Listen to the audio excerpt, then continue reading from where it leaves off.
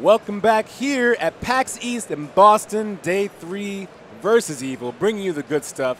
And I'm here with Gary because it's time. It's time. Finally time. It took 3 days. It took 3 days to get here. But we're here, and that's the important thing. That's right. Last time, go ahead. No, I'm curious. Yeah, no, last time we played like Fairy at a very basic level, like at an introduction to the game. Now we're going to pretend a montage happened, and we've been playing Fairy for months and months, training our hardest, and now we're going to play it at the absolute highest level. Not only that, but we're going to reduce turn timers to 30 seconds. So it's a blitz tournament, like blitz chess. It's going to be severely reduced turn timers. It's going to be pretty nuts. And the players we have today are 8 of the best players in the game. They're very familiar, very competitive, and there'll be some good games today. Will they call themselves the best players in the world, or is that you do them a favor? They are from all over the world, so yeah, they are the best Fairy players in the world. I like the montage idea too. Like, you know, they sit back with kettlebells and everything else.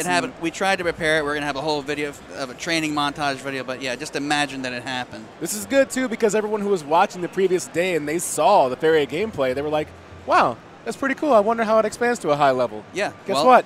We're going to find out. We're going to find out. Fairy Blitz tournament happening right now. Like you said, 30-second turns. It's going to be legit. I've already been excited for it. I want to see how high level this can really get. All right, so we're going to go ahead and start up. I'm just getting the players ready here. For sure. This is the key differentiator, too. I think you can learn a lot from watching high-level play in any game you do. So having the opportunity to watch players who really know the stratagems, really know how to maneuver the characters and everything else, the cards, this will really tell the tale. So the players are in the game right now. This is also what's called Crucible format. So each player picks 4 decks, and the first thing they'll do is they'll ban an opponent's deck. They get to choose 1 deck to ban. They can make that choice based on the colors they see. They can see the amount of colors in each Faria deck. Sure. They can also see the average Faria cost. So based on their judgment and their know-how of how the game works, they're going to choose the deck they don't want to play against from their opponent. It's an idea of what do I not want to deal with today. Yeah, like based on their lineup, they're going to say, I don't want to play that one. So that'll be gone. They won't be able to play it the entire match. And then in this best of 5, they will have to they'll pick their first deck to begin with, and if it wins, they must continue using that deck until it loses. So last deck standing is another way to say that? Yeah. Okay. I like it. I like that. Between the 4 decks, they cannot share more than 12 cards of the same card, so they're all different decks. Okay. Yep. I would also wonder, too, if you would kind of use that to your advantage to say, you know what, I don't want to play this deck, but I want to showcase it and make it like a thing like says, I know. Look at this. I play this. I know some players were talking. Some players were saying, should I bring like really competitive stuff or should I bring something fun? So I don't really know which they're going to bring. They might want to put on a show or they may want to be super competitive. We'll see. I like that. So already you can see the deck band there. That was Minnow. Actually, Minnow is from France. Chief Bromden from Austria. Minnow has chosen the deck he wants to ban. Chief Bromden's still thinking about it. We give them 2 minutes to do it, and then they'll go on to the next phase. That's plenty of time. Yeah. 8 players today, so 3 rounds. We're just going to do 3 matches, 3 best of 5s. Should be pretty cool. I do like the idea of a ban phase. Yeah, like it's the really. mind games are already starting ahead of time, you know? The game has already started, really, in this special tournament format. This is only 4 tournaments. You don't play this in the normal game, but we designed this specifically for the competitive scene. So, yeah, the game has already started. All right, so Chief Ronman's going to pick a red-green deck. We call that Crackthorn is the name of that. And Minnow looks like he's picking. Looks like green-yellow. That could be a number of things. You know what I love is the disparity in the card decks. Like, one has 28-4, and the other one has, like, yeah. It makes you and wonder. You saw, like, they're all combining different colors. There's tons of ways to play that you don't have to play one color. In fact, most players don't. Usually are combining them. The powerhouse decks. Yeah, basically. These guys know what the best decks are in the game, so they'll teach us today a lot. We've only ever done one other Blitz tournament, by the way, so this is our 2nd ever. Did you compete in it? No. No, I did not. All right, so you want to look over here or look over here? What did you think? I kind of like this. Okay. Yeah. All right, so it is turn 1. They are 30-second turn timers. Chief Bromden versus Minnow. Yep. Now I'm interested to see right away. They're doing their mulligan right now. We couldn't see it. That's okay. So now it is Minnow's turn. He's going to begin. He's in the top there.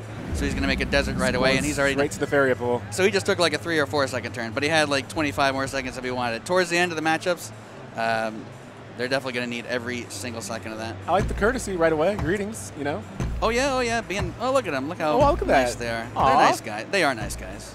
I believe you. Yeah. So mountains here for Chief Romden. He has all red cards in his hand, so he's just going to continue to pump out mountains. The pathing already says I want to head straight over to the Faria. That's my first play. Yep. Yeah, and if you remember, you always want to try and work towards Faria Wells and get that harvesting going, and you want to be harvesting more than your opponent at all times. So these guys are going opposite ways. Yep. So they're kind of not wanting to fight right away. They're saying, okay, let me get set up and get my deck going, and then I'll come fight. And I think that'll be an advantage today of seeing so many different players. You'll see players who go for the Faria builds. You might see somebody who just goes straight down the line and goes straight for face right away. Right, yeah, the rush decks exist. We may see some today. In fact, when you're playing Blitz, playing rush decks is a good idea because it's faster turns and you don't have to think so long towards the end of the game because there's not as much going on. There's not many lands on the board. I feel like it's when it's possible, when as fast as possible kind of game. Yeah, at that exactly. Point. So this fairy just got buffed because he drew an event, so he got lucky there. He happened to draw a Soul Pact over here. Minnow did. Sometimes the cards are in your favor, man. Yep. RNG gods are always watching. Yep, this time they were. So Chief Romden's going to sit back and tuck himself next to his orb and wait for Minnow to come, looks like. That's the way to play. You can play defensively. As long as you're controlling 2 Fairy Wells and your opponent isn't controlling more, you're fine doing that. But eventually, Minnow is going to have to come in and break this, so I don't know how he's going to do it. Yeah, I'd feel pretty confident if I had 2-3, 2-3, 4-3 sitting there. Sure, yeah. As a starting lineup, you know? I would too, yeah. Absolutely. He just played a card that let him draw a bunch of flying cards. That was called Iona's Smile. So this is like a green-yellow Flyers buff deck. It's really... it's like a fairy deck almost. It's hard to describe what this is. Typically, when they play green-yellow, you call it a sacrifice deck or a sack deck, but this is not what this is. So something new here today, at least for me.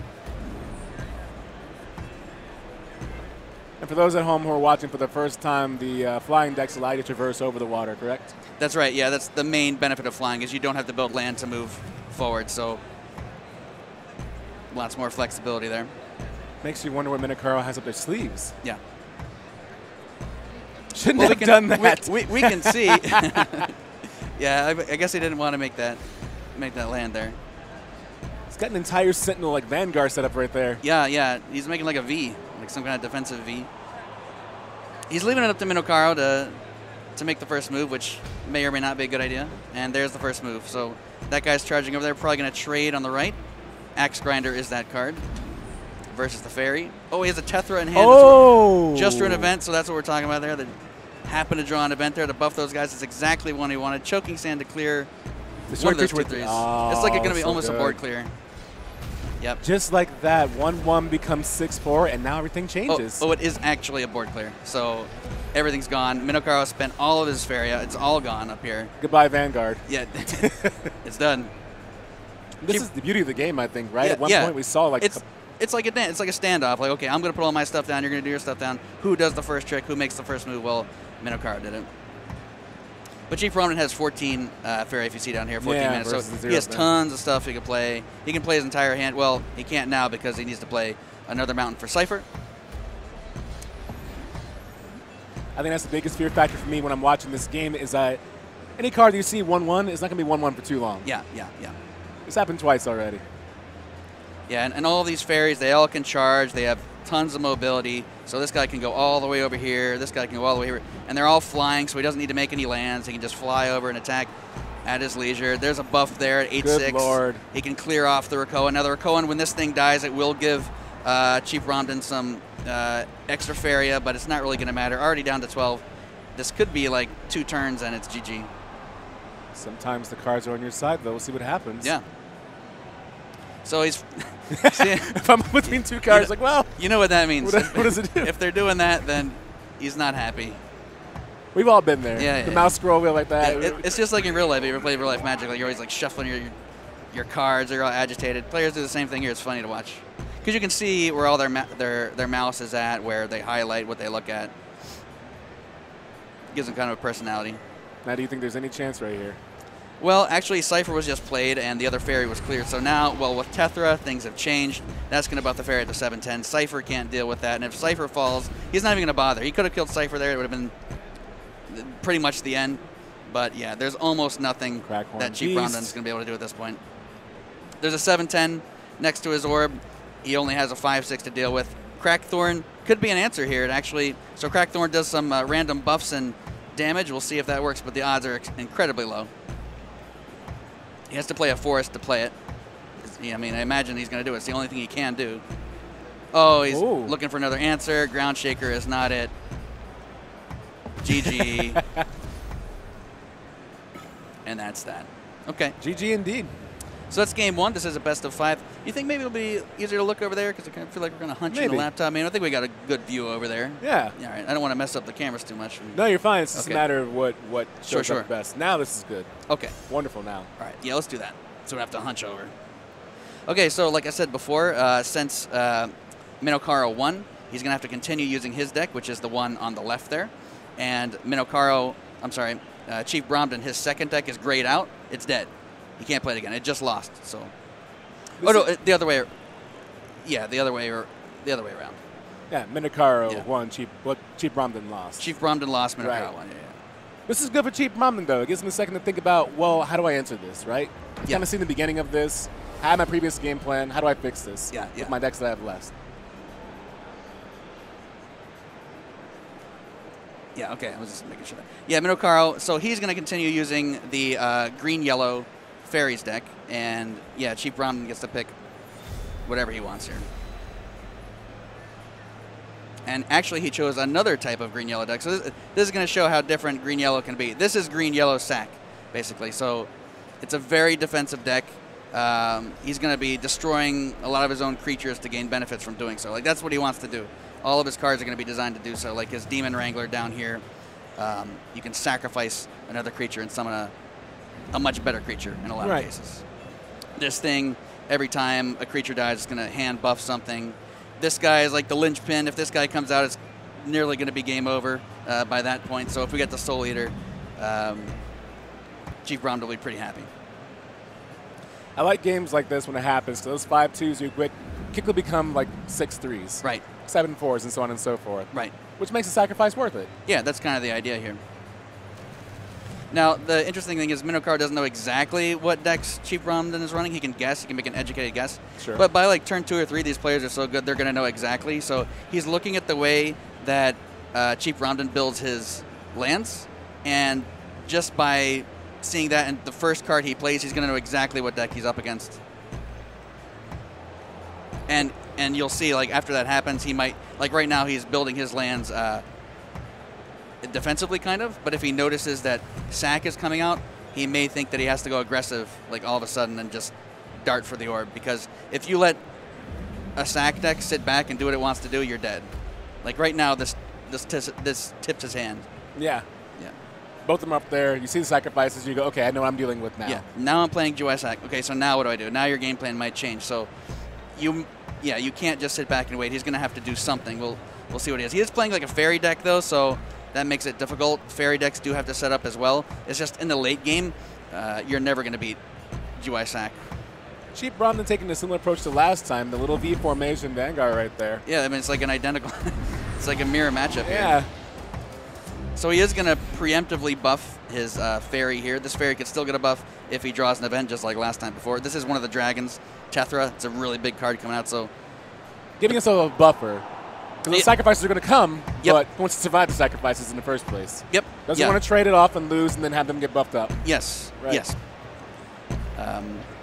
Which is smart.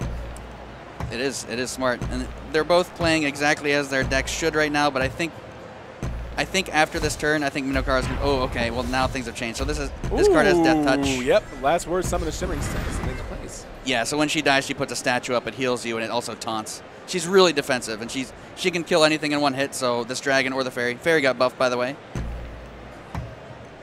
I think last game, though, Minnow did have some cards that had charge, which goes straight through taunt, correct? Right. Yeah. Right. Well, it depends. So you can move them past the taunt, but if they are stuck on the taunt, they cannot move away. So fair enough. You can, like, zoom by them, but if you stop on them, no, you're stuck. Yeah, so here he goes. He's going after all these defensive creatures. This guy, if this guy gets going, he's unstoppable. So Minnow is putting the pressure on. He's got a 7/7 right there in place. Get over there. Yep. And there's no removal over here for Chief Bromden. He has no tricks to get rid of that. It's just going to be creature combat. this spider here can fight anything on the board, so he just took out a creature in the back. Rakoan Shieldmates come out. That's a very sticky creature. After it dies, another Rakoan drops down. You can see these games are pretty, like, this is a lot faster than you normally play online, right? And they're also playing at like a really high level, so it's impressive to watch. Last word matches like this just feel like it's miserable. Everything is just thinking 3 steps ahead. Like, if I do this, then what happens? Yeah. Yeah, I mean, they're always thinking 3 steps ahead. At least if they want to win, they are. And this is actually looking really good for Minnow. Like, almost a board clear. Yeah. You know, Laya will keep her statue behind. Well, no, I'm wrong because Teth. 6, Oh, here's the 6 flash. right there. Here you go. This is what we're talking about. So when he was stuck on the taunt, but he used a flashman to get away from the taunt, cleared the board, and it's like last game. It's another board clear for Minnow. Just like that, the tide turn. Yeah, I mean, the Rakoan Shieldmates are left, but like just one explosive turn midway through the game. And he got rid of the real threat, too. The one could be buffed every turn, and that's gone. Yeah, he got rid of... Basically, at this point, GY-Sack is not going to be able to set back up. Like, unless there's some kind of miracle play he comes out with here. There's already 19 damage next to the orb. That could win the game in 1 turn. Well, I mean, 2 turns, obviously, but... There's a Soul Eater, there you go. That helps out, right? A 10-10 is good. That's pretty good. A 10-10 is good, and there's actually no removal or anything on this side. So... You said miracle play. I think it's close to him. It's a tiny miracle. It's like a little baby miracle because he could just baby miracle. Yeah, he could ignore the baby miracle and just hit the face 2 turns and he'll win. But Chief Bromden might have some kind of other answer. Not quite the lottery. It's like a $1 scratch off, you know? Yeah. You have enough for another one. Yeah, right. This is where the turns are taking a little bit longer now. This is the point of the game. Normally, if this were like a real tournament with like full turn timers, we'd be going 90 seconds every turn. Like they would take the entire time to think this. Ouch! Yeah. Just ignore the Soul Eater. Ignore the 10-10. Sometimes you want that damage there to see how close you are. Oh yeah. Less of a panic, you know? Yeah. Well, these players would do the math in their head and just know. But yeah, when you and I are playing, yeah, I just want to see the number low. It makes me feel better. It's true. Yeah. I like that. So can he clear the fairy here? I think he has not moved this yet. If he clears the fairy, this game could actually swing the other way around. Oh, he has a Wind Soldier. Oh, he clears the fairy. Oh, my goodness. The miracle's alive. I think the baby miracle grew up, and now it's actually... Okay, it hadn't moved either, but he also had a Wind Soldier. Yeah, so it's actually a full-grown adult miracle at this point. We've gone from scratch off back to the lottery. We made it. Yes. The Soul Eater is going to be killed by the Sunsilk Fairy, so we'll be back to square one. And yeah, it's kind of like the board is completely reset. As long as this Soul Eater dies, if the Soul Eater lives and starts doing damage, I mean the game is completely reversed in Chief Bromden's favor. They've got to both feel good, though, right? I mean, if I'm Chief Bromden, I feel good that I survived, obviously. Yeah. But at the same time, if I'm Minnow, I feel good that I got my 12 damage in right there. Yeah. You I know? mean, they both feel good. Everybody's feeling good. It's just they're having a good time, I imagine. Okay, so here goes the fairy, and the Soul Eater survives. So here's where Sack is starting to get set up now. 1-4. Man, I can't believe how this game swung back for GY-Sack. Minnow has to answer this now. He has nothing in hand really to do that. He can draw a card with Wisdom, which he's going to do because he has no answers. And, oh, this is terrible. Oh, he drew a Soul Drain. Okay, there goes the Soul Eater. That's probably what Chief Bromden didn't want to happen. No, and he drew that. That was top decked off the top of Minnow. If that had not happened, I think he might have surrendered right there. We all know the rules. Top deck, best deck. Yes, well, you know? he had it all along. So, just having to step back up from square one almost is GY-Sack, but already... Oof. Already has a big presence there. Now this is the Doom Gate down here. I'm not sure if you saw that, but if this card sacrifices enough creatures, a big giant flying 13/13 comes out and basically wins the game. So each time you sacrifice this gains life. If it gains a certain amount of life, 13 actually. Woof. Okay, this is actually a 15/15. Oh, well, at that point it doesn't matter. This is actually bigger than the 13/13 at this point. So this is, remember we were talking about this guy comes out, it's usually going to be game over. What's up, Soul Eater? Welcome back. Yeah, he's back, and he's bigger than the other one. This is the montage for Soul Eater. Right. Yeah. Went out. Soul Eater's been doing a montage. For a total of 2 minutes, maybe. Yeah. Yep. He's been working out. And look at him. He's just drawing. He has no answer. He has Wisdom that he can play. He has 0 mana to do anything. He's just looking for some kind of answer for a big giant 15/15. He doesn't have it, so he just surrenders. Just like that. Just like that, it evens it up. Favor. 1-1. So it is a best of 5. They have to win 3 games. You know, I was originally going to comment, too, when I saw the first setup, how quickly the game was swinging in the favor of Minnow. I mean, even I was fooled. Like, I thought, okay, well, GY lost here because the fairies are surrounding the orb, win in 2 turns. But no, Sack had the right cards. Chief Ramen had the right cards. You made the right call in the beginning. You said, if Soul Eater survives, this game will change entirely. Yeah. And sure enough. Yeah, I kind of predicted the future maybe a little bit. Nicely done. For sure. Chief Ramen going to keep using his Sack deck, though. And, yeah, Minnow looks like he's going to play. I think it was a yellow deck. I'm not sure. We'll see in a second. So now, if you, for example, are playing right now, and you're Minnow, what changes would you make to your approach? If I know the opponent's playing Sack, I play a rush deck, or I play something that's really aggressive, because you have to kill GY Sack before it gets set up. If you go into late game, you lose, and that's kind of what happened there. Although it was a little bit more interesting than that. So he's chosen. This is going to be. Oh my goodness.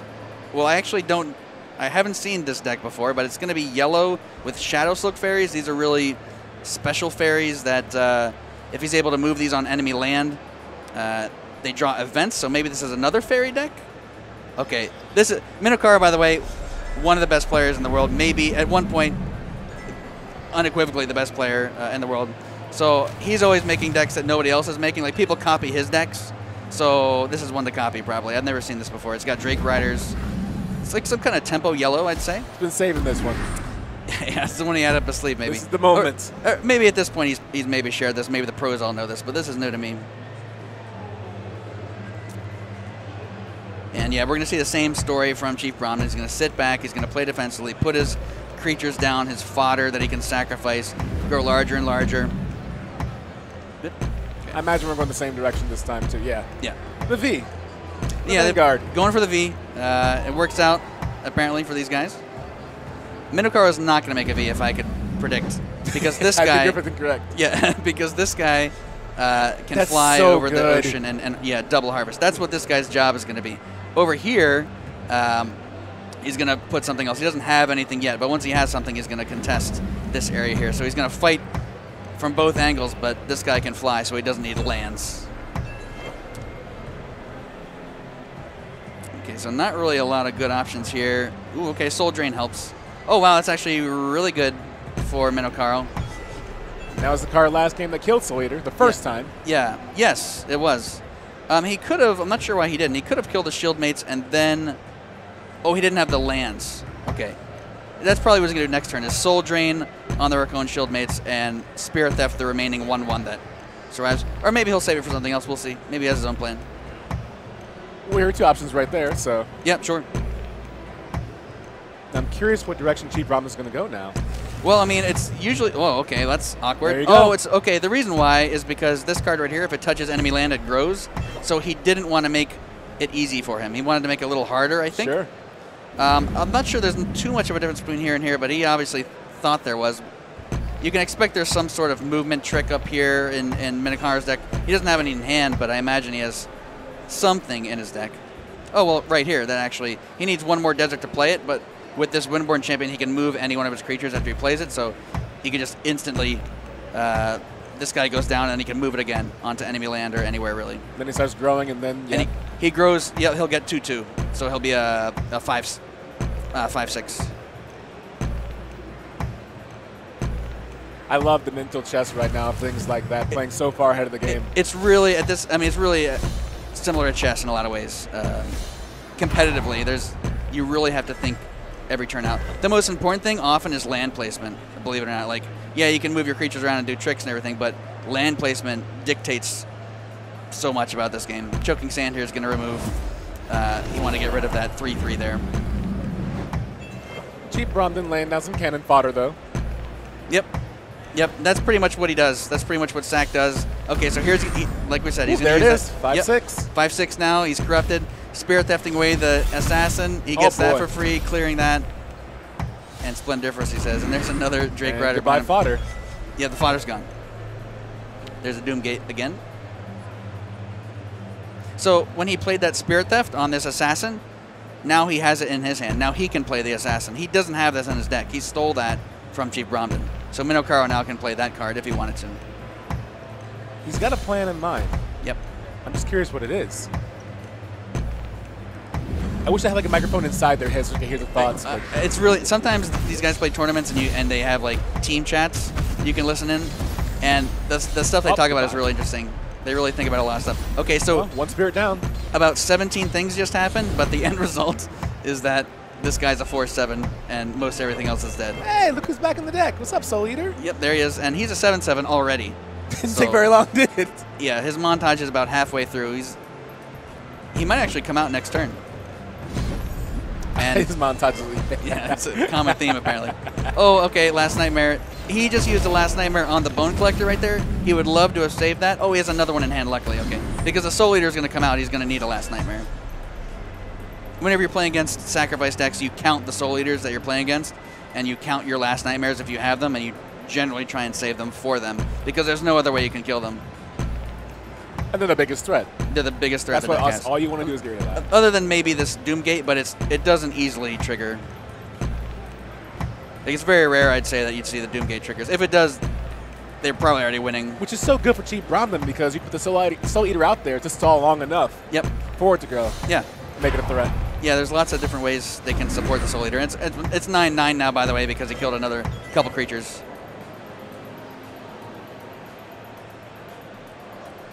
This is where the turns are starting to get a little bit longer. Yeah, you can see them hesitating now because, like, okay, so... I mean, they could trade. Like, he could just trade all his stuff in there and clear that out, but then he has a better solution, of course. What's up, Last Nightmare? The Last Nightmare, exactly. Goodbye, Soul Eater, as planned. The Doomgate's even gone. Like, he can just clear this with Drake Rider. He can hit face. Okay, he's going to clear Leia here. That was a Death Touch creature. And he can start hitting face, but look, he doesn't because... Okay, he does, or he doesn't. He chooses not to. So he had two. He could have hit face there, or he could have gone back to get more board control, get more resources. So he chose to get fair. Usually Minnow will go for that. It's safer. It's a safer play to go back and harvest, even though he could have hit for 5 there. I wonder what cheap Brahmin has left now that it seems like the 2 biggest cards that we saw are gone. Soul Eater. He needs a Soul Eater. Like, that's basically what he needs to come back from this. Doomgate's gone, so everything else is going to be little tiny. And Makaro doesn't have any more Last Nightmares, right? He used 2, so it all depends on how many he runs. He could run 3. If he runs 3, he has 1 more. If he only runs 2, he's out. Only he knows that answer.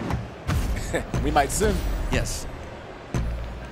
It's kind of what I'm counting on. I want to see it. I want to see there's no Soul Eater and no Last Nightmare. Well, I mean, we're gonna find out. We're gonna find out pretty soon.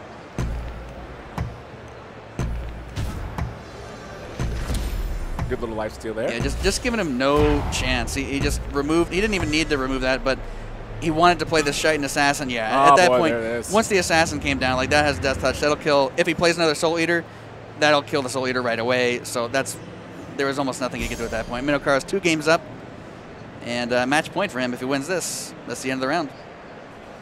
28-4-1. Haven't seen Water yet. Today. Blue, yeah. No blue decks yet. We saw actually in the first day we did the demo for this. We only played blue on the first day, I think.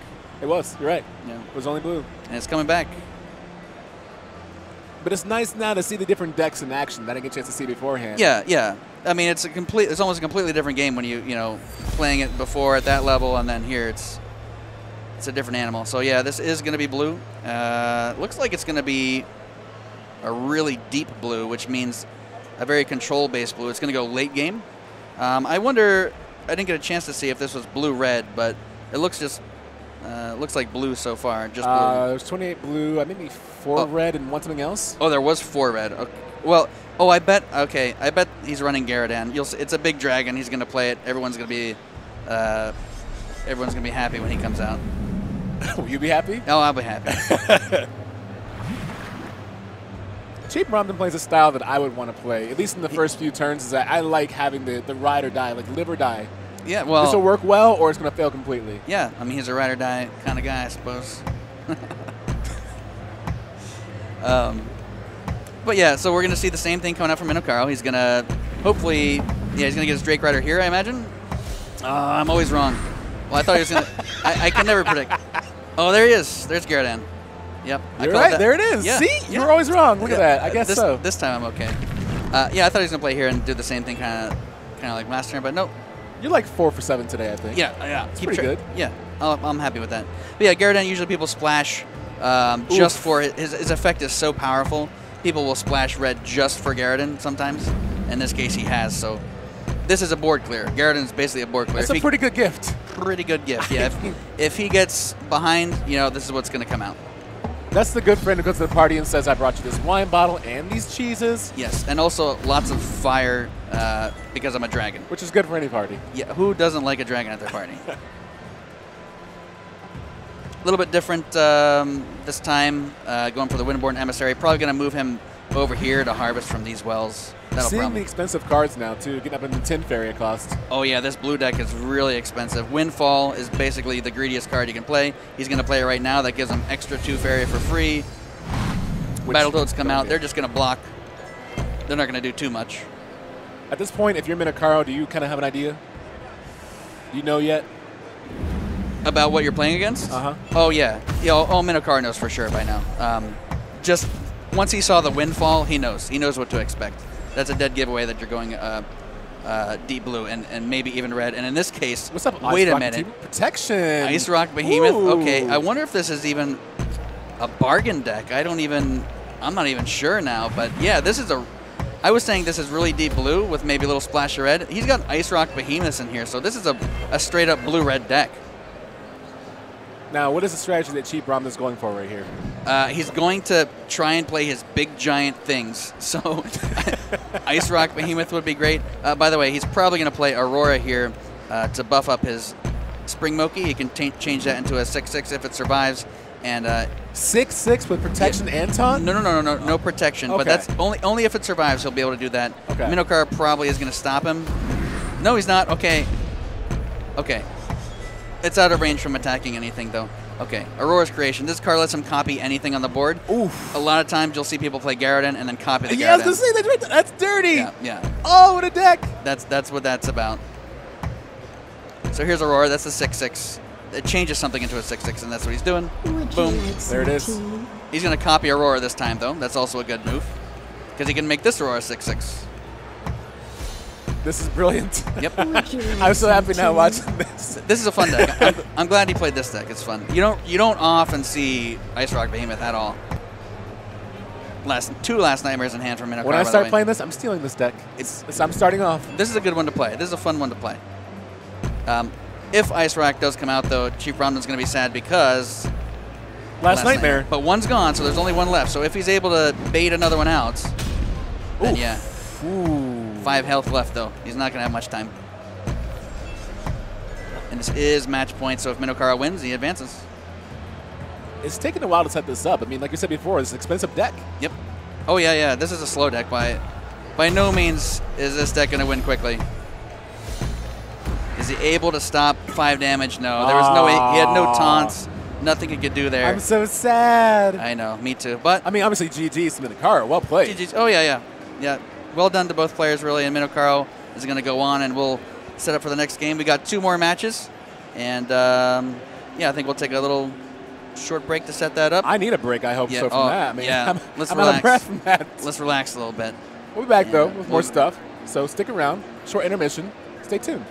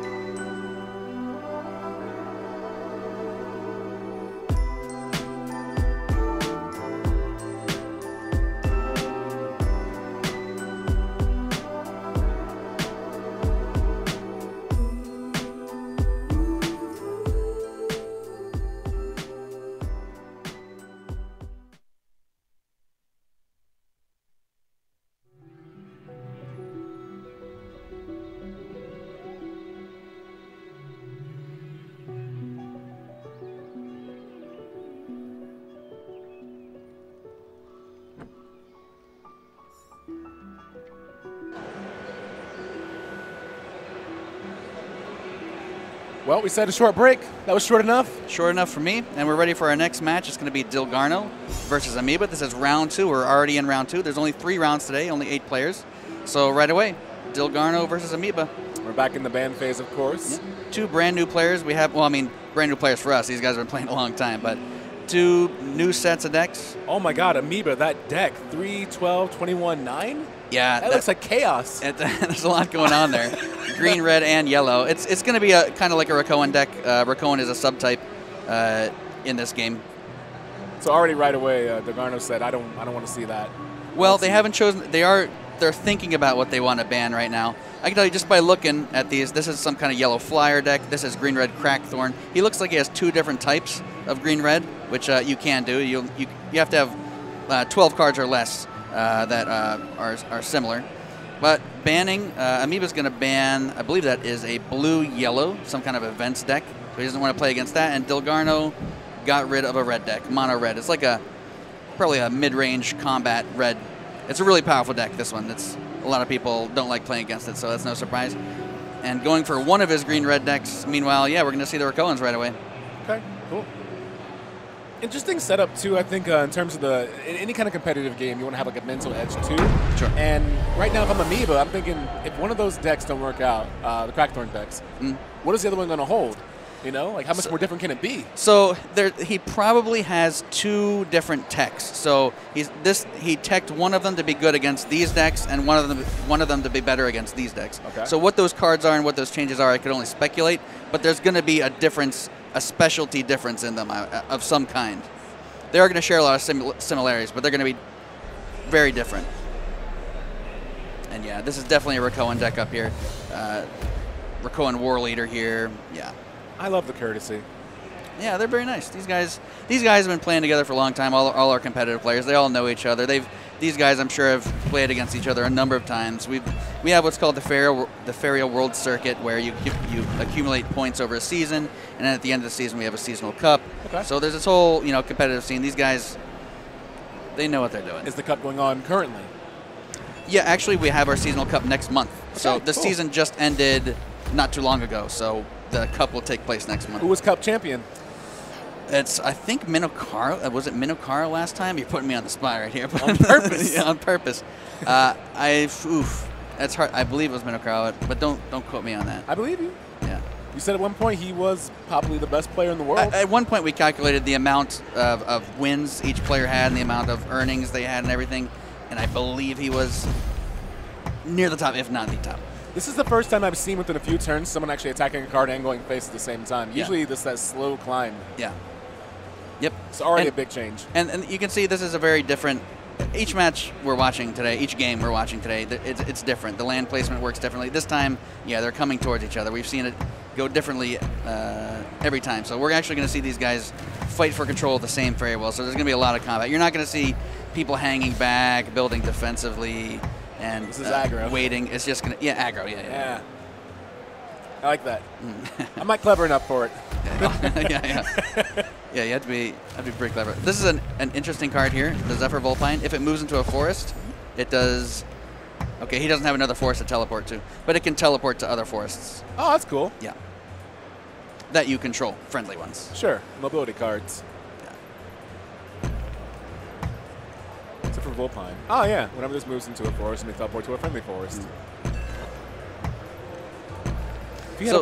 So the way Rakoan decks work, basically you're going to swarm the board with little Rakoans. And this champion here, when you play him, he gets buffed according to how many Rakoans you have on the field. So he's going to play him right now, actually, and he becomes a 6/6. So you can make him a lot bigger than that, but there's pressure coming, so he needed something to put. Right. Delgarno's probably thinking, I don't want to see that many Rakoans in the map, so I'm going to get rid of all of them if I can. And, of course, if you're Amoeba, you want to play that right away to make it worth something. Yep. Makes sense. So these are kind of both mid-range decks that can go into the late game. A little bit of internet problem, that's all right. No problem. Eventually, though, the later the game goes, the better off each deck will be. So I'd say they're pretty evenly matched. Overtime game. Yeah. A little bit of an internet problem here, but we'll get it sorted out. The players will continue playing regardless of us. So Okay, if we that's good then. if we get disconnected, we can just jump right back in, and it won't be a problem. Now, right now, if you're playing, what do you do? If I am playing, what do I do? Yeah, you're world champion. Well, in my eyes. Oh, wow. Okay, that's high praise. High praise from Adrian. Oh, looks like we did get disconnected here. If I'm playing, I win. Is what I will try to do. Just try to win. My general goal is. Well, you recognize a lot of these decks. I'm assuming not only have you seen them, you played a lot of these decks. Yeah. Well, haven't you? I watch this, but I mean, I watch every tournament, and I organize every tournament. I watch every tournament, and I commentate in some tournaments. But I've seen, at this point, I've seen just about every fairy deck you can make. And then I say that, though, and then today I've seen like 2 new. So people are always coming up. The best players are always coming up with decks nobody else is using. Not too sure.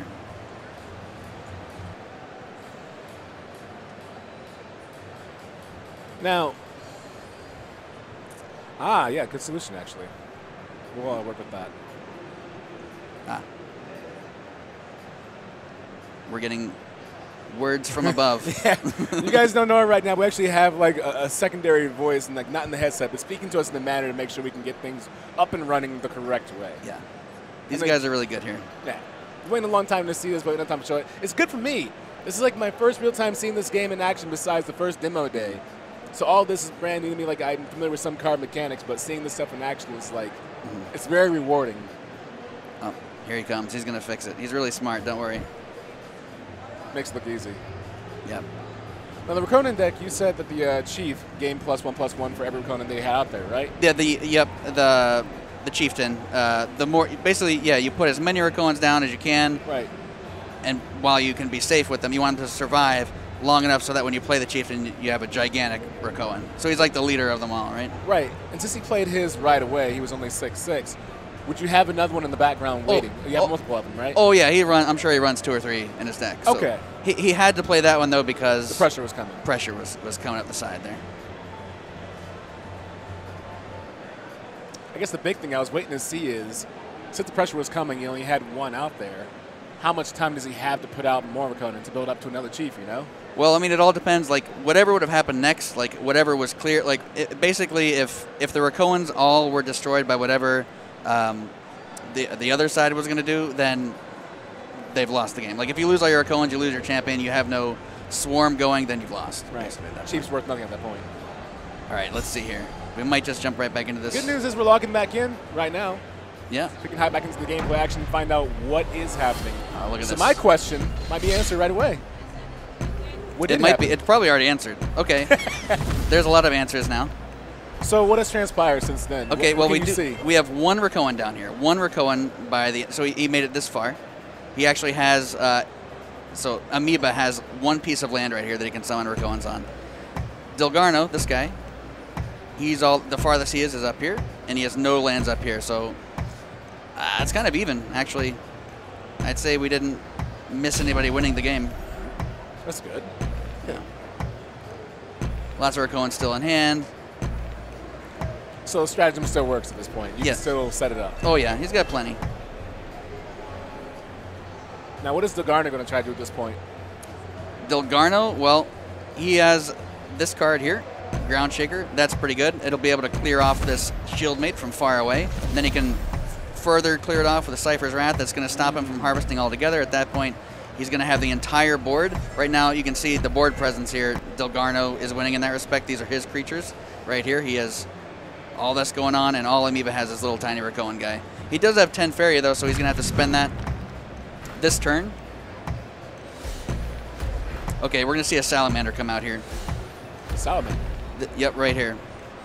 So that's going to kill Leia, and it's going to buff his Rakonens. Oh, smart. That's a really good play. So, which keeps them alive longer for Chief to come out. Right. Right. Swing the other way. And by the way, when these guys die, they give you mana equal to the creature's attack. So. Oh, so he's already got 8 mana. Yeah. Waiting. Wait, exactly. It's stockpiled. It's right. Almost guaranteed he's going to get that later on. Kind of makes the board clear not as strong now too. I mean, yeah, maybe you don't really want to clear and give him 8 Feria for free, but Right. you know, you got to. You have no choice. You have to. If you want to win the game, you got to kill everything. So here's the ground trigger, like we're talking about. Clears off the shield mate. Now he has the option to Cypher's Wrath. The only reason you would do that is because you don't want him to be harvesting from that Fairy Well and getting more resources. Right. And that's basically how you're going to win the game. You're harvesting more than your opponent, trading better than your opponent. You're going to win every time. That's basically what every game boils down to. Urko and Chieftain here. Oh, wow. Really good card. And that increases their attack further, their power. So if they die next to him, which they will, now he gets 6 instead of 5. What a play. Yep. You can see he's already up to 7 now, just from that Urko dying. Buffing up his ground shaker, clearing off the Chieftain there. Now what does Flame Burst do? Sorry, what was that? What does Flame Burst do? Oh, Flame Burst, that's very simple. Oh, just deals 3 damage. 3 damage. It's probably the simplest card in the game. I was going to say everything else has been like, well, it gives this and it does this. Oh, it just does 3. It will do 3 damage. That's one of my favorite cards because it's so simple. Anything you target, it will do 3 damage to. Even this. It's good. Oh, and it has... Oh, what's the range on it? Yeah, basically, when you have 2 of these in hand, you only need to get the enemy to 6. 6, and you win the game. And then you win the game. Right. That's my kind of strategy. Yeah. I like that. Survive just long enough for that. Yeah, Ooh. often you'll see another Salamander number 2 here, and this is, oh my gosh. That's a mess, is what it is. This is a big, Oh, boy. Is a big mess for Dilgarno is what it is. Oh, man. Okay, so now Amoeba's setting back. He's able to harvest from this well uncontested. Cypher's Wrath could clear it out, but now he has to deal with all this. All he has is a 5/3 Crackthorn, and only has 3 mana. At this point, this is when we start talking about baby miracles. So we have to We're back to it. we have to bring back the Miracle Baby because he's going to need the help. He's got another Ground Shaker. Yep. And Ground Shaker is one of the best cards in his deck. It's just all around super good card.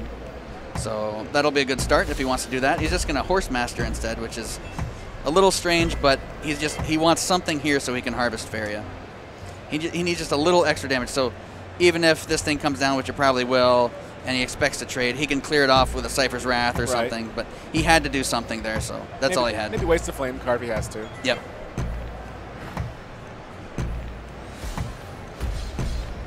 Oof. And here we go. We're going champion. I think we called him Chieftain earlier, but he's actually the champion. Oh, yeah, he did call him Chieftain, yeah. This guy's the Chieftain, this guy's the champion. But 7/6, right next to face. All he's got is this little Horse Master. Luckily, he did play that though, because now he can hit it, use one of his Flame Bursts. That foresight. Yeah. I mean that's what it was. He's like, okay, I know things are coming. I can do nothing, or I can play a Horseman. It's just long enough to see what cards you can get to help you out. Yeah, I mean he's in a really tough spot though. I mean you can just look at the board and see. He's got all this. He's got this. Who would win in a fight? Yeah. All those matchups you always have. Can Hulk beat this person? Can he beat this person? Yeah. Same thing. This is our fantasy battle. Mm-hmm. Cannoneer, by the way, he can do 3 damage just like a Flame Burst, except you have to sacrifice a Urkoan. So basically, you shoot a Urkoan out of a cannon, you do a Flame Burst to anything. Poor Urkoan. Poor thing. Yeah, it is poor. I mean, if you look, it's not. There's a little, you see him in there? You were serious. Yeah. I thought you were just creating imagery. He's in there. No, I didn't make that up. You should make it a bit more macabre and actually make the animation in the game. Well, that would be depressing. I don't think we want to see It's Urkoan. not depressing enough. I mean, they're cute. They're cute. Look at them. They're the cute little guys. Ooh, plushies. You could. Yes. You're welcome. We would love to have. You're welcome. I'll take the first one. Thank you. All right. You get the first Urkoan plushie. I'll put it in a cannon. Oh, no, you don't get it anymore. But yeah, I mean, Dilgarno's in a tough spot. Amoeba just stacking more and more things here. It's frustrating when you have that many resources in your hand, too, and you're trying to figure out what can I actually do with this, though. You're looking for the right answer, but it's just not there. Here's another War Leader. You still got 8 Faria left. Okay, it's this turn. Dilgarno has to do something this turn or he loses the game. I think he's trying to add up some way to do enough direct damage to just win through, like, Flame Burst, Cypher's Wrath, Something like that is maybe possible, but at this point... I don't think it's adding up to that amount that you want. Yeah. One Flame Burst is up. There it is. Just giving up. I mean, you can't blame him. There's not much you can do from that point, but that's all right. It's a best of 5. I think that's what Dilgarno was doing, sitting there doing the math, saying, okay, 3, 4, 6, 8. Nope, not enough. Yep. Good catch. Good match. Good game. I like that. Mm-hmm. And, yeah, so he's going to continue using that Rakoan deck. And Delgarno will be able to choose whatever he likes. Did you get a look at it? I didn't get a look at it. I didn't get a look at it. I was actually looking elsewhere. But we'll find out. Don't worry. Okay. Got another Raft back in there. Hello. He's Welcome back. back, friend. He's back for more. Oh my! He gobbles up Rakoans. He's like the enemy of the Rakoans. Yeah, I was gonna say deal 3 damage. That's not many Rakoans have over 3 health. Well, you got some big ones in there, but yeah. pretty yum. You want a board clear when you're playing against a Rakoan deck. So yeah, this is gonna be a green-red deck. Remember? Oh yeah. Remember, Delgarno was running. Wasn't he running 2 green-red decks? I think 2 Crackthorn decks. Yeah, he was. Yeah. So I think we're just seeing the other one. His second version of the same kind of deck. This time, though, not going towards the same wells. Right. Going opposite direction. So it'll be a little bit longer before we see combat. I just want to see Garudin played. That's so. Oh, you want to see Garudin? Yeah, I want to see Garudin. Oh, you'll see him. I'm pretty sure you'll see him this game. Because the last set, he was right there, and I didn't get to see him. He was there, but then he didn't hang around long enough. I apologize to everyone at home. I did say Garudin. That is incorrect. It's Garudin. Oh, well, I apologize, everyone. No, you can pronounce how you want. Garrett. People call him I Gary. take it back. People call him Gary. Aww. I know. Every time they say it, I'm like, are you talking about me? But no, they're talking about the dragon. So it confuses me a lot. You're a dragon to me, dude. Oh, thank you. Yeah, I'd love to be a dragon, honestly. Yeah, you're a 10 card. You're about 10 Faria. I would love to cost. Dude. I would love to cost 10 Faria. What's the Explorer doing? What does that do? Where are we at now? Yeah, Taiga Explorer down there. Taiga Explorer. Oh, okay. Yeah, so there's a unique card. Hailstorm. Interesting card. Yeah. Oh, Garudin came down. No, while we were looking, Garudin came down. That was him. That was a cool animation. Yeah, I just saw like Hellfire and Brimstone. Like, who was that? He spit fire everywhere. Yeah, that's what happened. Garudin. Man, we missed Garudin. That's okay, though. That was sweet. That was good enough. No, this is a good card. Basically, it'll get buffed if you control mountains and forests, depending on which of the 2 you control. At this point, he controls enough of both. So if we were to play it, it would be a 5/5. Smart. It's a card that lets you play it early if you don't have the right lands, and as you play the lands, it gets stronger. So it's really good for green-red decks, and there's a version for each color combination. Oh, okay. That's yeah. Cool. So he's preemptively salamandering his own Rakoan because there's a Garudin over here, or a Gary, as they say. I like Gary. Yeah, Gary works. We'll call him Gary. We'll call him Gary. I'll know what you're talking about. And that makes it a little harder for Delgarno because he has to make a choice now. Does he want to use Gary to hit the Rakoan champion, finish it off with a ground shaker, for example? There's lots of different options here, but he only has 30 seconds to make the decision here, so we'll find out shortly. What would you do? I would probably go back and harvest because I am scared. He needs to harvest, though, for sure, with this guy if he's going to do anything. He might just keep Gary hovering around. Yeah, okay. He's not ready. Idle threat. Yep, idle threat. I love the fact that you can see ahead of time when the mouse cursor is thinking about going. Yeah. Thought process. Yeah, it's great. We didn't always used to have that. We added that, and it's been great ever since. It just really makes watching the game better because you can see what they're thinking a lot of times. Okay, here's the Cannoneer. Boom, he gets fired into Garudin. Another Cannoneer. Boom, into Garudin. Gary, no! He was shot out of the sky by Rakoans.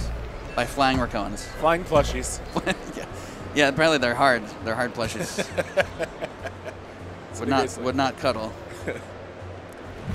Hitting face here with the 5/5, I imagine. Might actually buff it because he knows he's going to come against a 7/7 here anyway. And might as well get some damage in, right? Yep. Before you lose. Yeah, I mean, if you know you're going to buff it anyway. Oh, he's playing Crackthorn. Okay, so this is a... Ooh. It's random where the buffs go. 6. It's not quite enough, but it's good enough. Yeah. Get some damage in. Yeah. So when Crackthorn comes down, it does a bunch of random damage and buffs a bunch of your random creatures.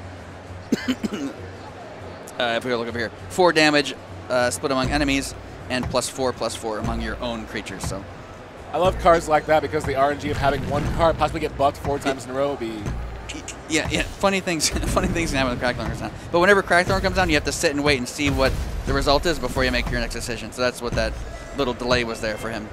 Rakocopter came out here, and with that, he was able to clear out the Taiga, clearing out the Rakocopter with the Sagami Warrior, Crackthorn sits backs and Harvest. These guys are playing so fast, it's ridiculous. Ground Shaker here clears out the remaining War Leader. He can hit the face with a 5-6. Smart. He was sure to move this in range of the Rako before it died, so it buffed up, so we got the extra damage. 6 health left, and then Amoeba loses the game in a couple turns if he doesn't clear off these creatures. Another Ground Shaker sitting here just in case. Yeah. He's got big, beefy guy. All these big, beefy guys right here. He's going to kill one of them this turn, but he needs to do more than that. How do you decide which one you want to kill?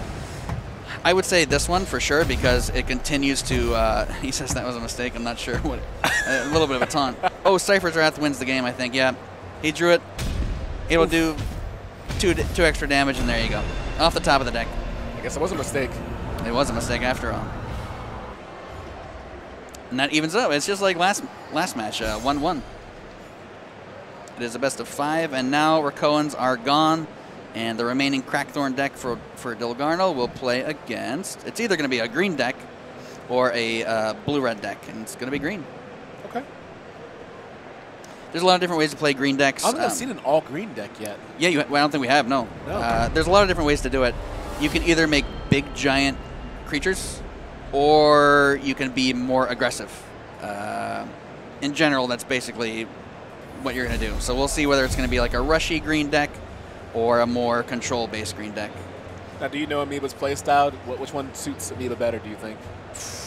I'd say going against this deck, I would almost want to be the bigger version of green because red has a big problem dealing with big, giant green creatures. So I would say the better version for Amoeba would be the one where you play big guys. So this guy's a really big guy. That's a sign that it could be that style of green deck. Yeah, I saw Dilgarno's last deck did a lot of like AoE damage, like little 3, little 2 to everyone, little 1 to everyone. But if you have large numbers, that doesn't add up as quickly as you want it to. Yeah. You're just doing a minimal damage as much as you can. Right. Yeah, and you could stack so much stats in a green deck that it's just there's no way a red deck or a deck with red cards in it can deal with that the sheer amount of numbers that come out.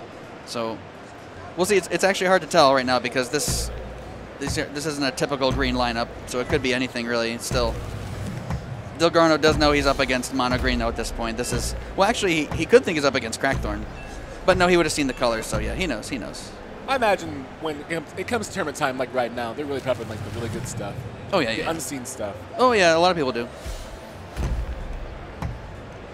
That 30 seconds goes by pretty quickly. It's pretty fast. Yeah. Our last Blitz tournament was actually 20 seconds. Oh my God. We increased it by 10 because it was a little bit too much.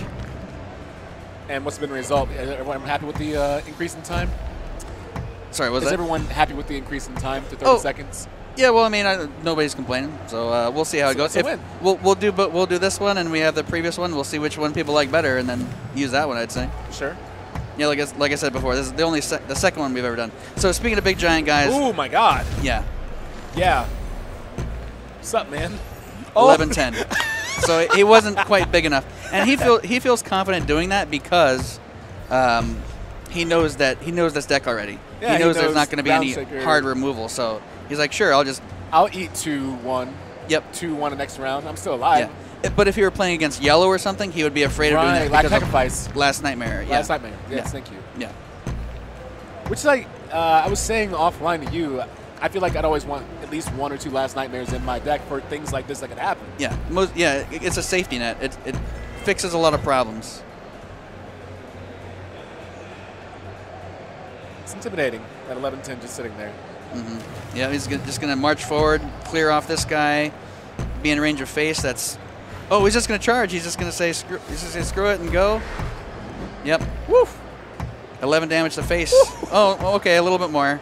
Jeez. That's just 13 damage, so just a little bit of damage. 6,000 calorie a day diet. There's almost nothing Dilgarno has in his deck that can deal with this. Like all protein.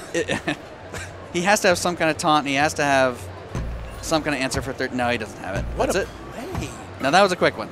Oh, my God. That's about as quick as you can get with that matchup. But the thing is, and I think right now you're at 9 out of 12, because you said if there's no hard removal for that kind of answer. First of all, I'm really impressed that you're able to keep track in your head and count as we go. That's the most impressive thing I got out of that. Thank you. But yeah, you said if there's no hard removal, then decks like that can't stand up to that much green being built. Yeah, creatures. Green and red has no hard removal. It's all limited to yellow and then some blue. Now, what can blue do against? Blue transforms more than it removes, so it can like transform something into a frog. It can manipulate its stats. I see some yellow. But yellow is the only one that just says, okay, that's gone. And speaking of yellow, yeah, I was gonna say, there it is. This is going to be a Flyers deck. So an important card to have in your starting hand is this one, and luckily he has it. So if this is out in the field, every flying card, every flying creature that he draws gets stronger. So this is going to be the first thing he plays. Keep it close to the face, way back there. Keep it safe. Yeah, right? you don't send these out to attack. You keep them back, you harvest with them, and you play your other guys. You throw them out there. The brilliance, too, of that is because it's flying. You have so much safety net. You can just go wherever you want to get away. Yep. That's brilliant. Yeah, and you don't have to make lands. You don't have to make many lands. You can just... Basically, you're going to make the minimum amount of lands you need, and then just... Oh, he plays Azrai. Oh, my goodness. We might see another dragon. So he's going to drain to attack. To attack. Oh, my God. So the more creatures your enemy has, the more attack this thing has. This would be an amazing card against a Rakoan deck. Yeah. Oh my. It would. You just eat them up. You would eat a lot of... You don't kill them, but you would take all their attack. They'd be really weak. Oh, the score is actually going to be 2 for Amoeba and 1 for Dolgarno. Yeah, because Amoeba just won with his green deck. Yes.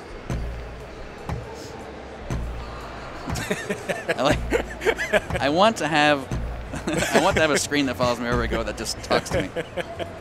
No smiley face though. Yeah, it's okay. Yeah. So this is very similar to last game.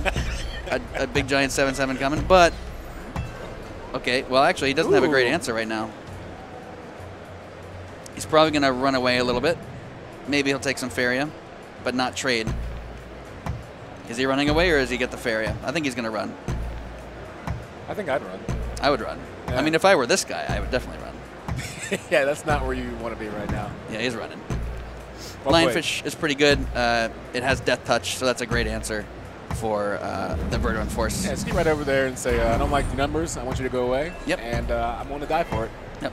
Death Touch, I should say, is the other way, the other method of hard removal, and there are a lot of Death Touch cards out there, but you have to play it first. You have to wait a turn before you can move it.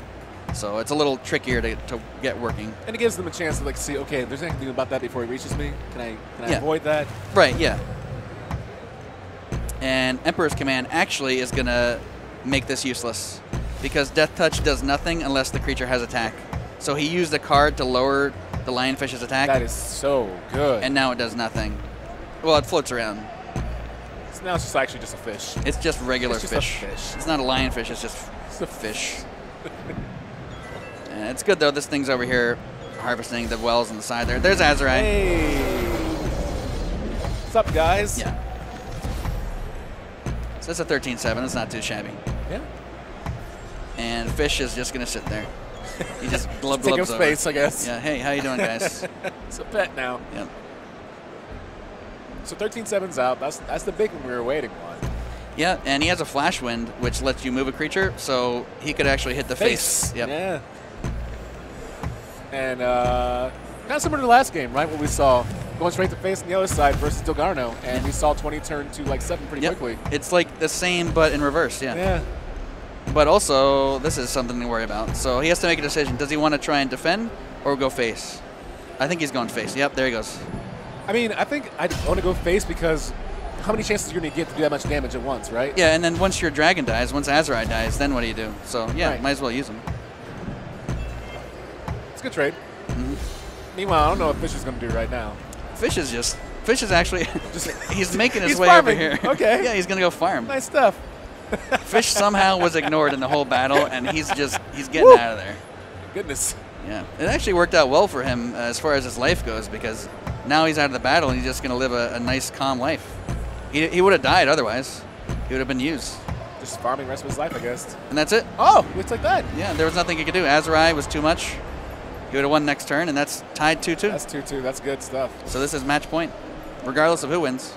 And it will be yellow Flyers versus blue and red. And we'll see exactly what type of blue-red deck this is in a moment. I am so happy that we saw the exact same thing happen. You're feeling yourself, and then Amoeba gets the same treatment. Yep, yeah. 13/7. Yep, tit for tat. If one's good, two's better, I think it's the same. Yep. Okay. So this is what's going to be called generally, well, there's a number of different reasons. It could be called a bargain deck. We'll see what he has. It could be 7s. 7 cost matters. It could be bargain. We'll see exactly what type of decks or cards he runs in this deck. But it's going to play really, really expensive things. Remember, it's like the Ice Rock Behemoth deck from before. Yeah. It's like that. Okay. But it probably doesn't run that card. Oh, there's Fish. Welcome back. Now, Fish actually starts useless like this. Right. The only reason it had 1 attack before is because he had that Sky Captain around him and it buffed it. So,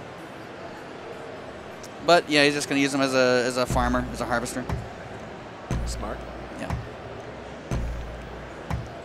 It's amazing to go from a game like that that's so high octane at the end, and now we're back at the calm. All right, let's relax now. Let's just take it down a notch. Yeah. Let's play some blue cards. Let's float our Fish around. He does have Windfall. You remember that card? That's in there for Amoeba. That was a great card. Yep. Get the extra 2 out there. I imagine whenever I see that card, I'm expecting something big to happen. Now, I will point out, there is a bug here where this middle card is not showing. This happens sometimes in spectator mode only. Okay. So, you know, it's basically he has a card up his sleeve that we don't know what it is. Kind of like that. Look at it that way. He's hiding something from us. It's not a bug, it's a feature. No, exactly. It's intended. Exactly. It keeps things interesting. It does, but what could it be? But yeah, that's why there's that space there. There's something there. It's something good, probably. I was trying to make an Isaac joke because you said Dead Space, but I couldn't think of anything. Oh. I probably would have missed it. He just played a discounted Mirror Phantasm. The reason why this card only costs 4 instead of 7, like it normally would, is because he played a Spring Moki earlier, which discounted. Like normally it's a 7-cost card, but he played this one earlier, which discounts the next one. Yeah. Costs 3 less. Good card. Good card. Fish is still farming, still at 0. Yeah, Fish is doing actually really well. There's a lot of value from this Fish. He can sit there all day, and Dilgarnal will be happy. I love jump cards. Movement abilities in this game are really fun. Jump, charge. That's like where, for me, that's like where the fun of the game is. I think like last game, we always saw 13s moving all over the place, places they shouldn't have been. Yeah, they shouldn't be doing that. Oh yeah, Azrai here. That's right. Hey. Can't quite play him yet, but oh my goodness, he could just leave everything, wait a turn, and play Azrai and just suck the power out of everything. No, he's not going to do it though. Probably not worth it to wait. Windborn Champion. This guy can just fly over. I wonder if he's considering flash winding though onto the spot. I think that's what his plan is. Because then this corrupt will trigger. This will become a 5/6. And then you have like 15 right there. What's that? You have 15 right there then, right? Oh yeah. But I think no, he's gonna stay for Azrai. Okay. Well met. So let's not be hasty. Yeah, I don't think he's gonna play anything this turn, and I think we'll just see Azrai come and hit 3 creatures, which is not bad. I'm just happy to see Azrai, honestly. Yeah, I mean, I like it when a dragon comes down. I just like seeing high-cost cards. Yeah, who doesn't, right? And Amoeba's deck is basically all high-cost cards. Oh, there's Last Nightmare, so once again. There it is. There's the answer. Yeah, here's Azrai, I think. There he is. What's up, man? 12-6 this time. What was the last time? 13? 13-7. Yeah, 13-7, yeah. That's right. Hey, it's 13-6. We'll take that. Yeah, right? why not? Yeah. And that's because he played the Aviary here, which does extra, gives all your flying creatures +1. Okay. Yo, Fishy! You're Fishy's, at 1! Oh yeah, Fishy's 1 now. Now he's being sent off to battle. He's probably much happier as a 0. He doesn't have to fight. Got his draft papers. Yeah, yes, he's been drafted. Precarious position right now. Yeah. For Amoeba. Azrai, though, this time doesn't have a flash win, so he's not going to be able to hit face. Oh, Fishy, no. He had a hard life. Yeah, he did. He burned. He burned in the end.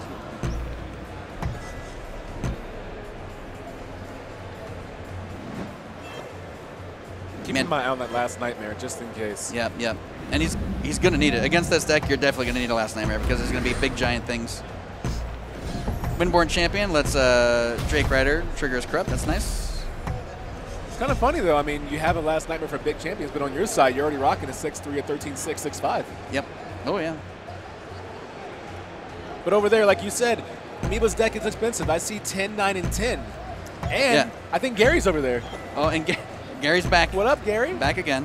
Versus the last nightmare, though, so... Well, it's not too bad for Gary, though, because Gary just wants to remove creatures on board more than anything. To do your job and then get erased, you're okay with that. It's a fair trade. Yeah, yeah. If he gets last nightmare, it's okay. Another Windborn champion. Well, there's 6 hello, damage. Face. Yep. This, by the way, has charge 5, so it can go anywhere, almost anywhere on the board. He had it all the way over here. It's no problem. It's a stupid good card. Yeah, it is a really good card. And with this other Windborn champion, he can do another 13 damage. One short, but went away. Winner of this wins the match. So yeah, this is a set point.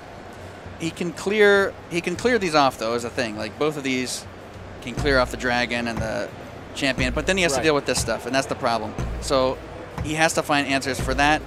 He's just short of Garridan. No, he's not, because he is. Oh, he can't Gary. He can't Gary. No Gary? No Gary. Oh, you're right. 9 to 10. Yeah, no Gary. Oh. Oh wow. Good job though. GG. GG. Well played. So that's still Garno. Moving on. That means we only have one match left. Yeah. I think it might be intermission time. I think it's intermission time as we get ready for the finals. Yeah. Good matchup between Delgarno and Amoeba. Amazing set play. I saw a lot of 10s and a lot of 9s, which is what I wanted. Lots of numbers, numbers in general. Yeah, we've seen a lot of blue, a lot of red, a lot of green. We saw some yellow in there, so we've seen a lot of different combinations. Yep. Anything we haven't seen yet? Oh, yeah. Yeah? Yeah. So I guess we'll have to wait and find out what it is. You, at home, stick out. Stay tuned.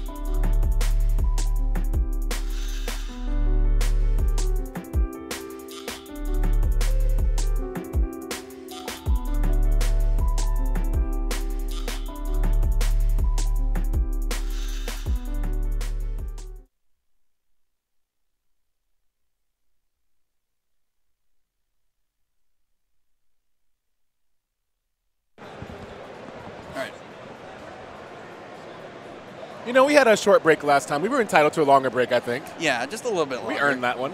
But now we are in the grand finals of today in this small little 8-player tournament. Blitz style, 30-second turns, 8 of the best players in the world at Feria. This is it. Minnow versus Dilgarno. Minnow made it, Dilgarno made it, and it is a best of 5. 3 wins the whole thing. What you've seen so far, I hate to ask you to pick. Yes. But I'm going to anyway. Who do you think coming into this has the hot streak?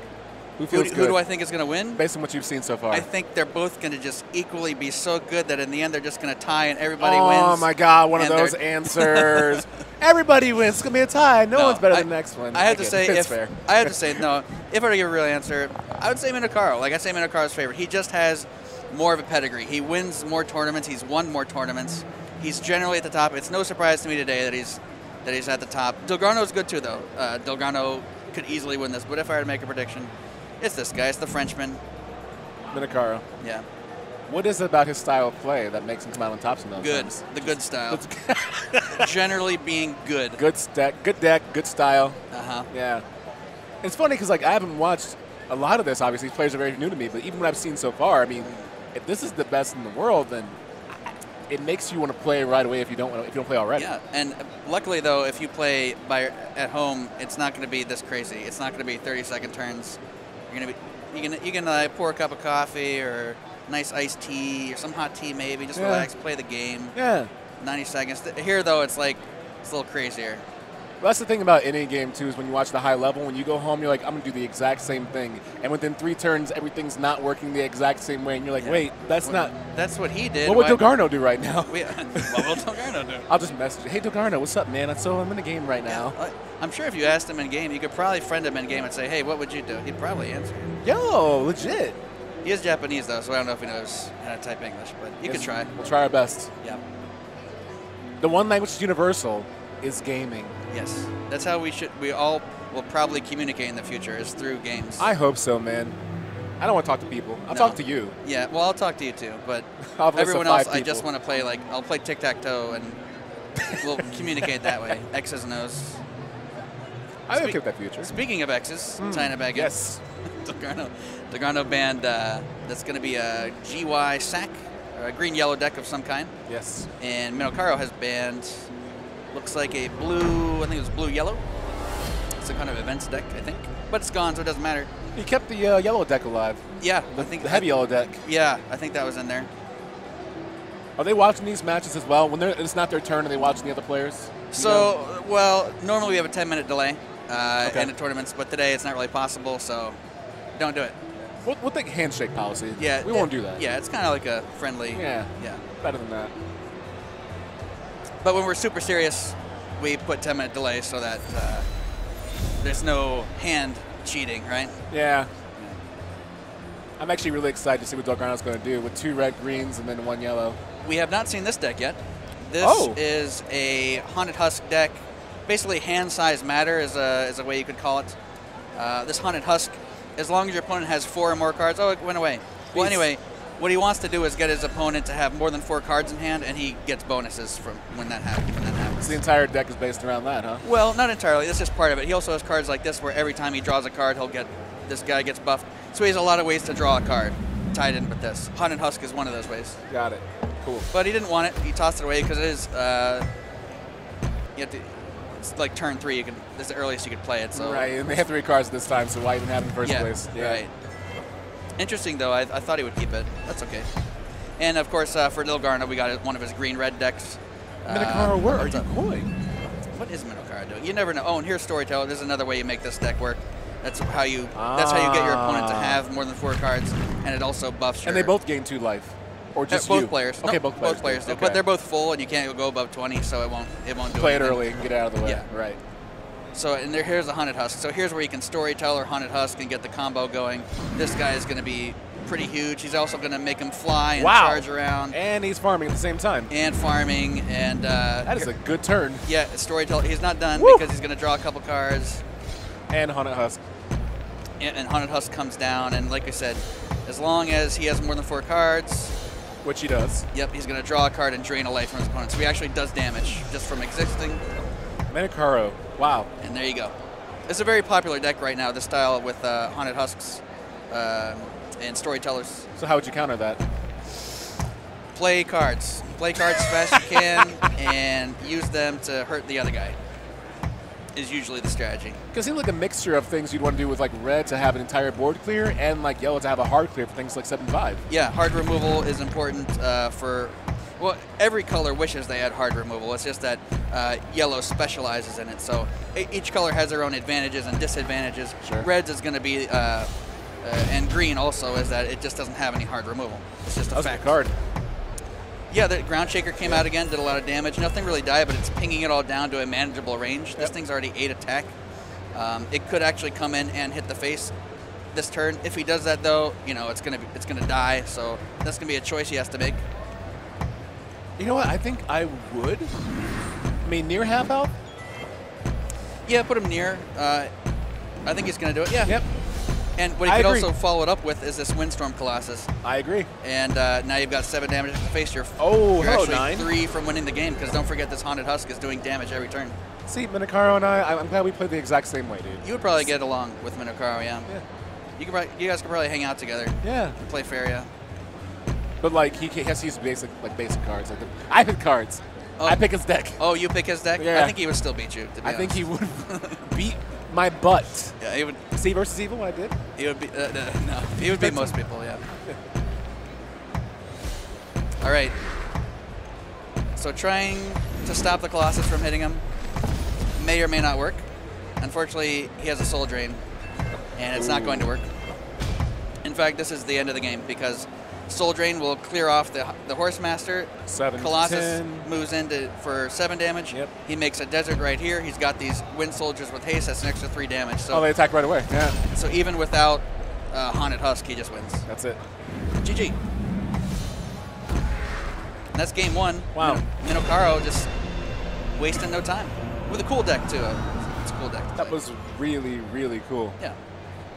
I love decks that have a definitive plan. Like some decks have an idea of like, I'm gonna control these 2 Faria. I'm gonna go straight to face. Yeah. But conditional decks too, like this must happen for this deck to work. Yeah. Where that deck, it just seemed like everything went in the favor. It was Everything really worked good. out. You could call it really good draws or whatever, but yeah, everything lined up perfectly the way it was supposed to, and it's nice to watch when that happens. Feels good.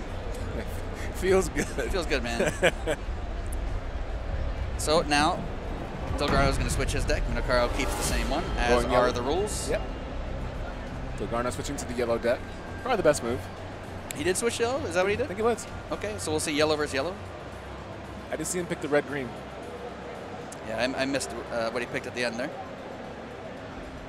We'll find out. Yep, yellow. Oh, yeah, he has the fish. Yep. He plays the fish. My homie.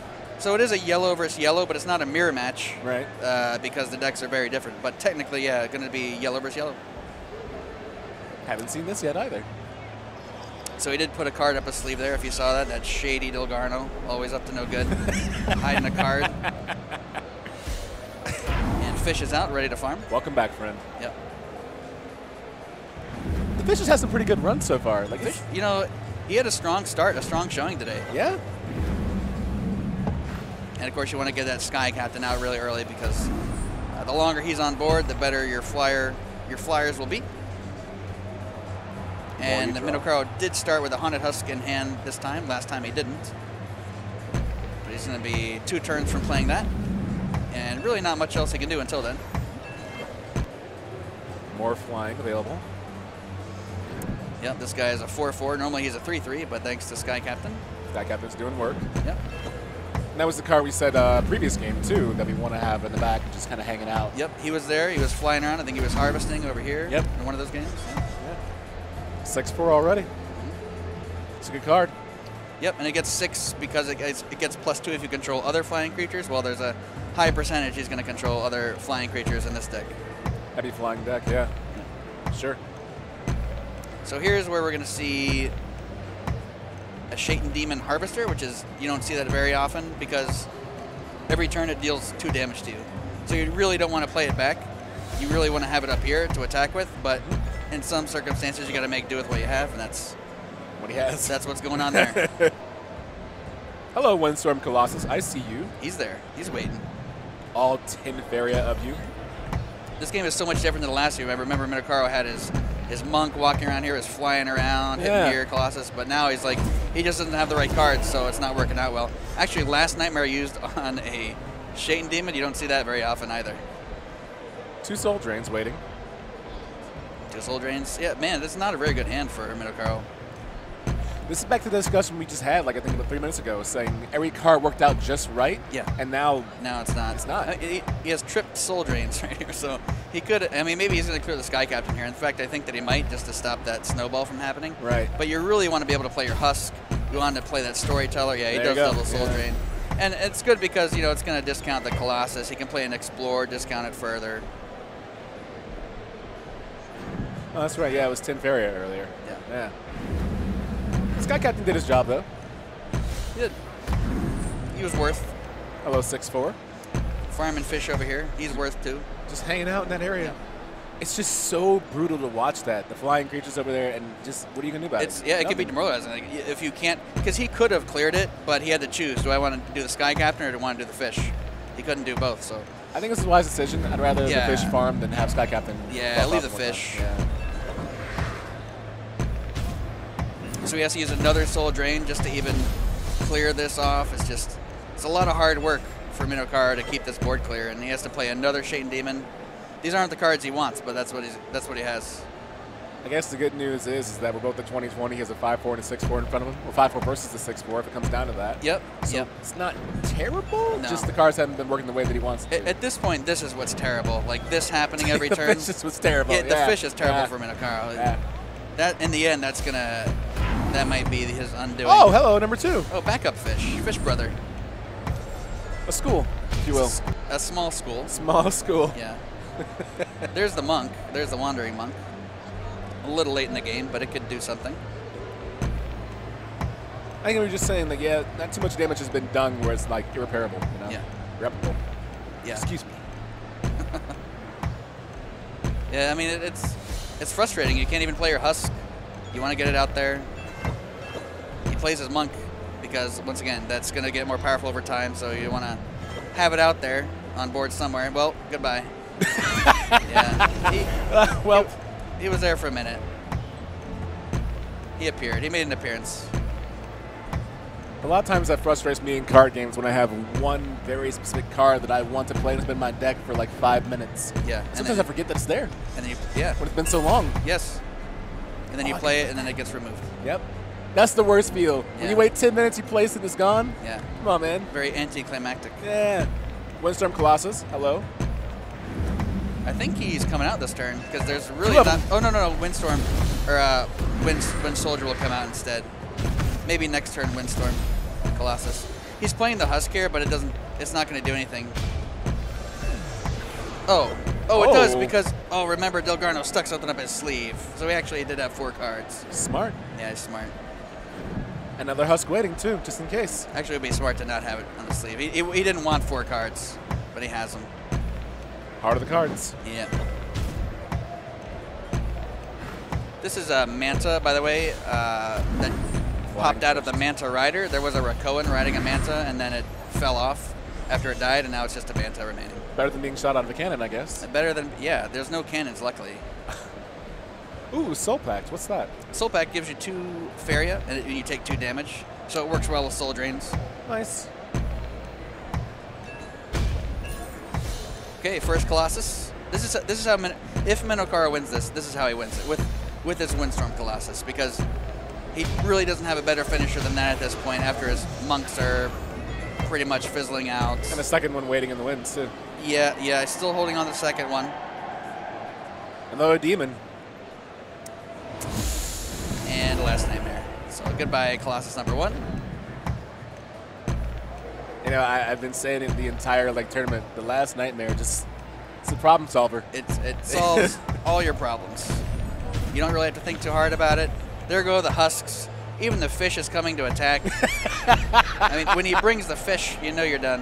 When you're bringing in the third stringers, yeah, you're up by 15. This is when the coach is like, "Come on, Fish, you can play." You're like, "Oh, this is one time." I'm waiting all year. Yeah, I'm ready. Thanks, coach. He's gonna prove himself. You know. Happy ending. Credits roll. Yeah, everyone else sits back. They don't want to get injured. Fish goes out. Hope he doesn't get injured. I hope Fish does not get injured. The second one back there is still farming too. Yeah. So. Oh, this guy's been. This is like I said. This is the bad news for Minnow. This is why a big part of why he's losing this game. Two fish farming those over there. Yeah. Oh my gosh, this fish actually went all the way over here to make a land. That's the slowest. That's the slowest play you could do to get over there, but he made it. Coach drew that up just for him. Yeah, that's the best. All right, so in the fourth quarter. That's the secret play. He flips all the way to the back of the book. Ah, the fish play.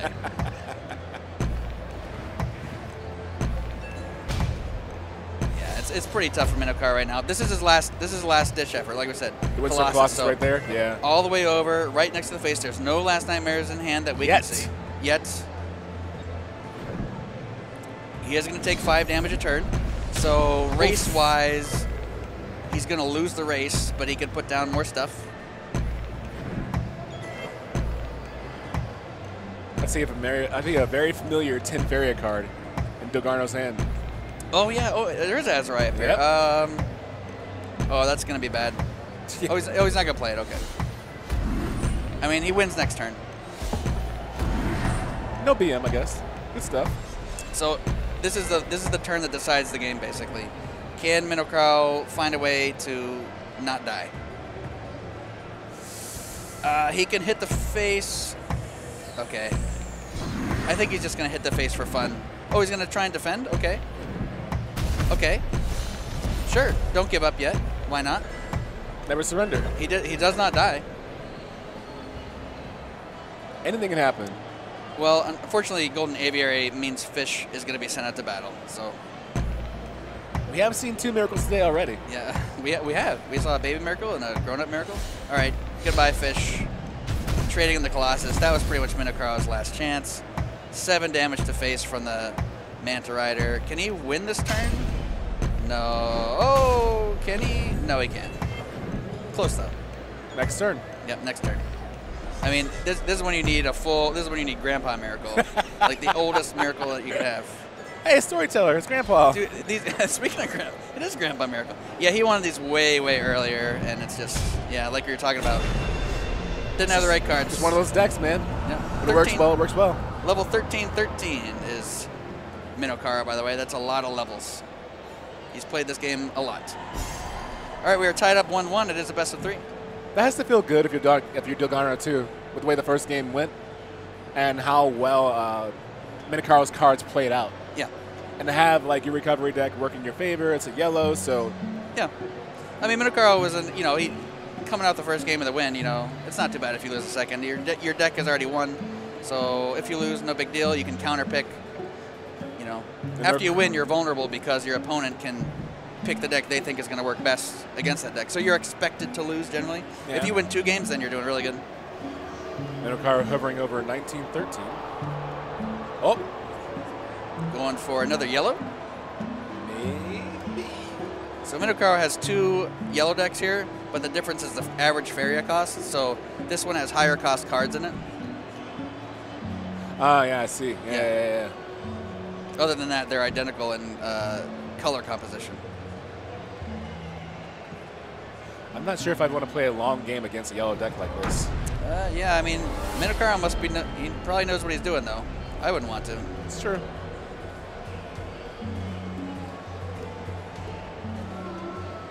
Right now, 1-1, even game right now. It is a first to 3 that you're watching right now. This is the last set play of the tournament. First to 3, 1-1 right now. Delgarno versus Minnow. Choking Sand. Have I seen that? Yep, you saw it kill a monk. Ah, you're right. It came Wandering down. monk. Yeah. It looks like Last Nightmare, but it's a little different, yeah. Has to be a 3 attack or less creature. God, just thinking about that is awful. Choking Sand. It would be terrible to be choked by sand. Yeah. Shout outs to anime, I guess. Naruto fans out there if you must. What's his name? Gara? Gara, yeah. Yeah. See? I know. I see. Knew. All right, so Windborn Emissaries up here for Delgarno will be his opener, and Minnow is. Oh yeah, we've seen this deck of his before. He plays the Drake Rider out early, flies it to a side, harvest. Yeah. Good deck. I like it. It's almost, this is the closest to a mirror match we've seen today. It's kind of flyers versus flyers, but they're a little different, the decks. So this match is going to be all over the board. Yeah, they're going to be flying all over the place. They're going to be charging and moving, and yeah.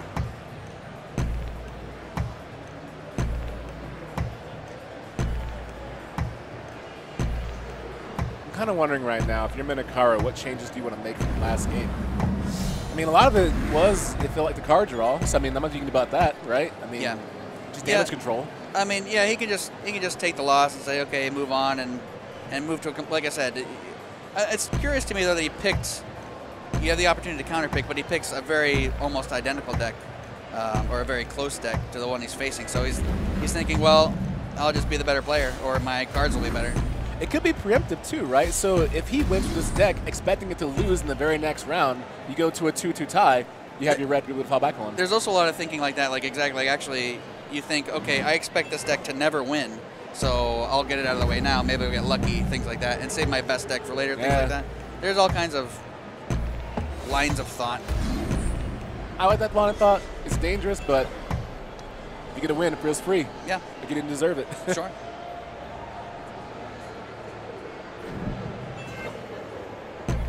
Easy farming.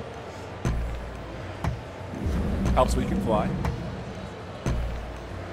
Last Nightmare up here. Not going to do anything for a while, probably. Oh, I'm out. I couldn't be more wrong. I want to say it's 10-14. Wow. You haven't made predictions in a while. You must have some kind of calculator in your brain. Your brain must be a computer to remember things like this. I'm sure someone in there is tracking like, well, actually, Adrian. And that's fine if it's true. Actually. But I think I'm right on this one. Yeah. So I guess I'm 1 for 1. Okay. That's not true. I've been tracking my own, so. Yeah, well, it's better just to not make predictions. It's a safer thing. We actually haven't seen this card be played yet. Last time, I don't think he played it. Oh my god. Flying, charge 2, protection, corrupt, and draw 2 events. Yeah, it's pretty good. Oh, he played it. Yeah, it's a pretty good card. It's a really good card. Corrupt, once again, it's like the Drake Riders. You need to move on to enemy land. I don't see anything up Delgarno's sleeves this time. Yeah. No secret cards yet.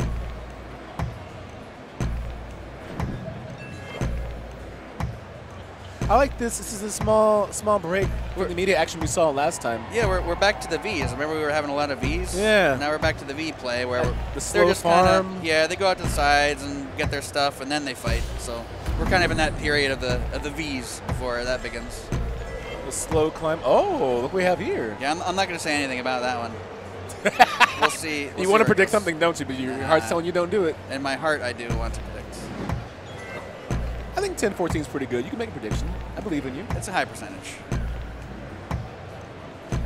This card's really good, and there's a lot of things you can do with it. Like, it has protection, so if you're able to buff it, it's a 2-2 with protection is really good by itself. Allows but it's you also good. hit. It just looks like a harvester, like just flying back and forth. It's like a fish, basically. Fish with protection. Fish with protection. Yeah. And that's good, just life advice in general, when you just fish with protection. Yes. I mean, that's just... When you go fishing, wear protective wear gear. protection. Wear your Wellingtons. Yeah, Wellingtons are good. No movement spell. Oh! Delgarno has 3 flash wins. Oh. I was going to say Minnow has no movement, but that's because Delgarno has it all. 3 flash wins.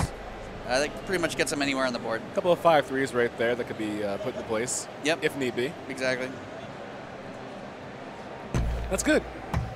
Good Finds an opportunity to buff those up to even further. I mean, you might have some 8-8s in place. And I think we're getting to the moment, like, remember, oh, okay, so we have some rule there. We're getting to that moment where everything comes to a head, like everything's boiling, the pot is boiling. We've seen a couple of those earlier in the tournament, where there's going to be one turn where a bunch of stuff happens. Yes. And it's probably going to be Delgarno doing it since he has all these flash wins. It's very akin to earlier we saw the 13 damage take place out of nowhere to the face. And we were like, oh, that was a good rush. Yeah. Yeah. Fish. Hey, look who's back. Yeah, we like fish. We like fish. It's also Azrai. Saw that too, yeah. Hanging out. It's funny how a big giant dragon comes out and then a fish comes out and we're like, yay, fish. But no love for the dragon. It's funny because early in the game we were celebrating the dragon too. Yeah. The fish is the real sequel. Yeah, it's hard to celebrate when fish is around. Celebrate other cards when fish is around. It's like a Toy Story thing. You know, we're like on number 4 right now, the fish saga. Oh. The fish saga's been ongoing, and we're like number 4 right now. Oh, yeah. Fishy 4. It's a lot. It's got a lot of lore behind him. Like the Airbud series, maybe. Did you say Air? Did you just bring up Airbud? I'd bring up Airbud, yeah. Okay, I'll let you bring up Airbud. I was going to do Homeward Bound, but I think there's only 2 or 3. Okay, you know a lot of good movies.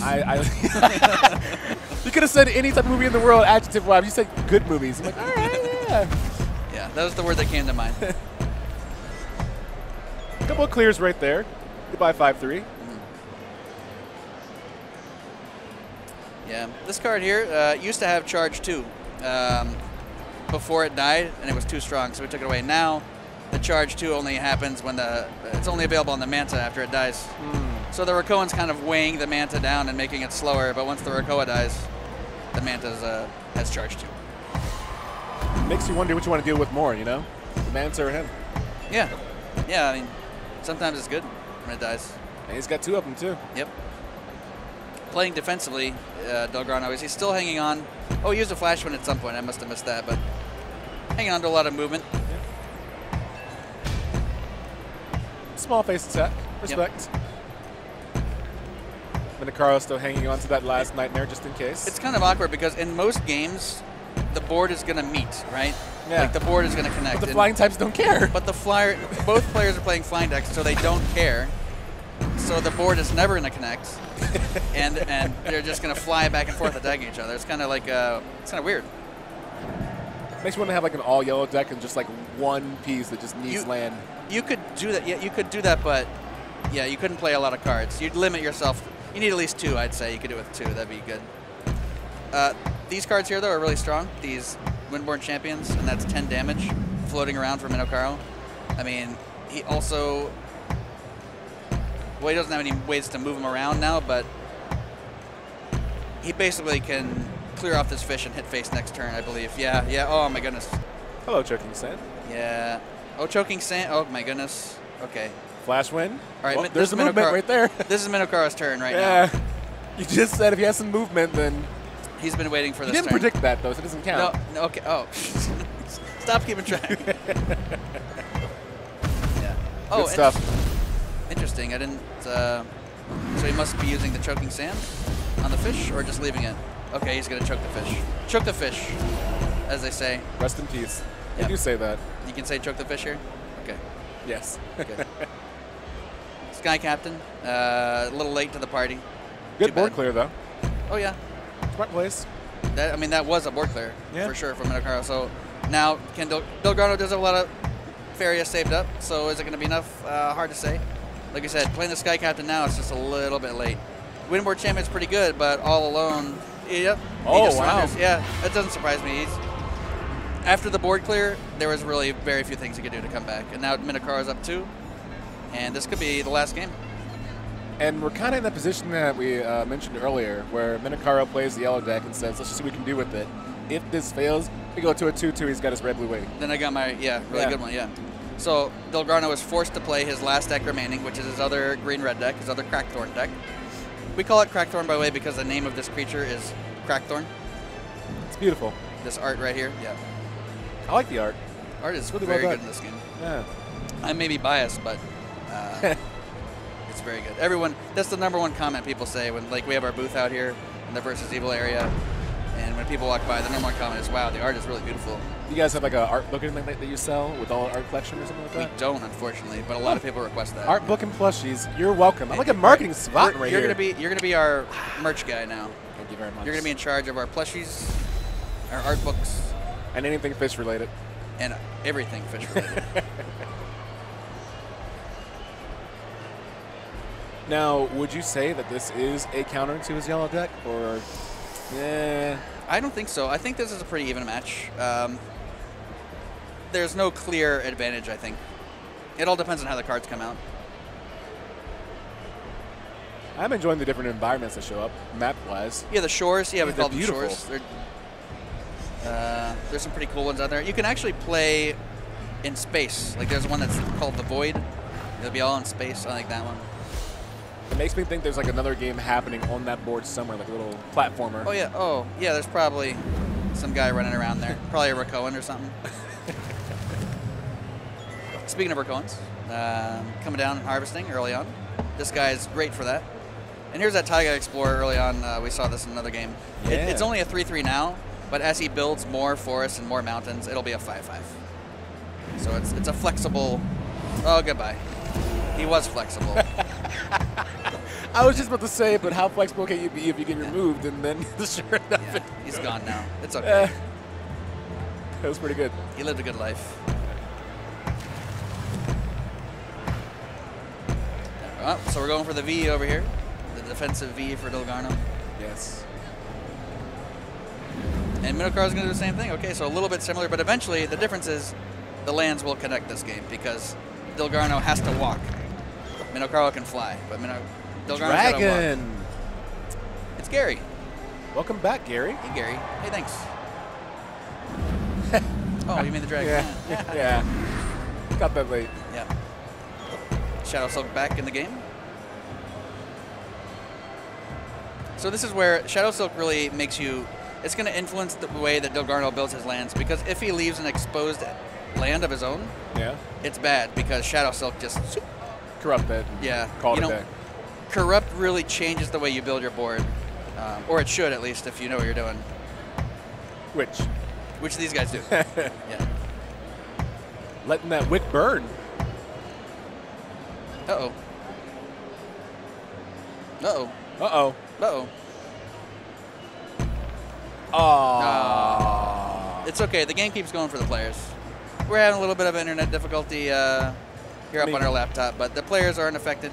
We may miss a portion of this match, but... Keep in mind, we are at PAX East, and we are not the only ones here. Yeah.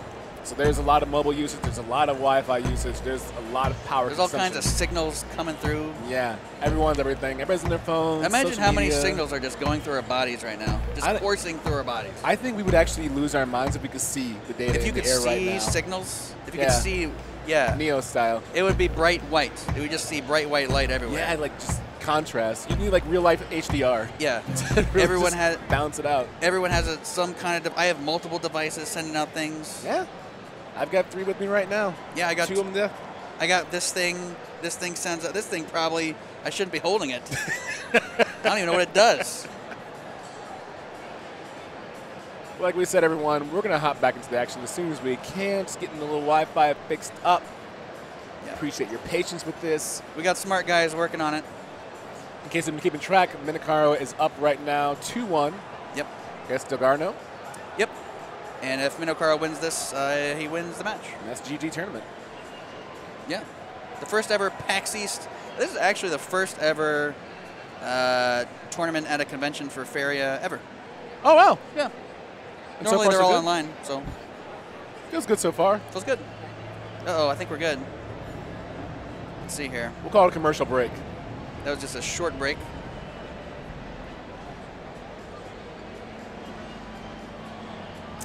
We're loading back up here. This is where the tension builds because you don't know is it going to happen, is it going to happen, is it back? Oh, we're jumping back in. It's hey! not over. Now we're going to find out what actually is happening. All right, let's see.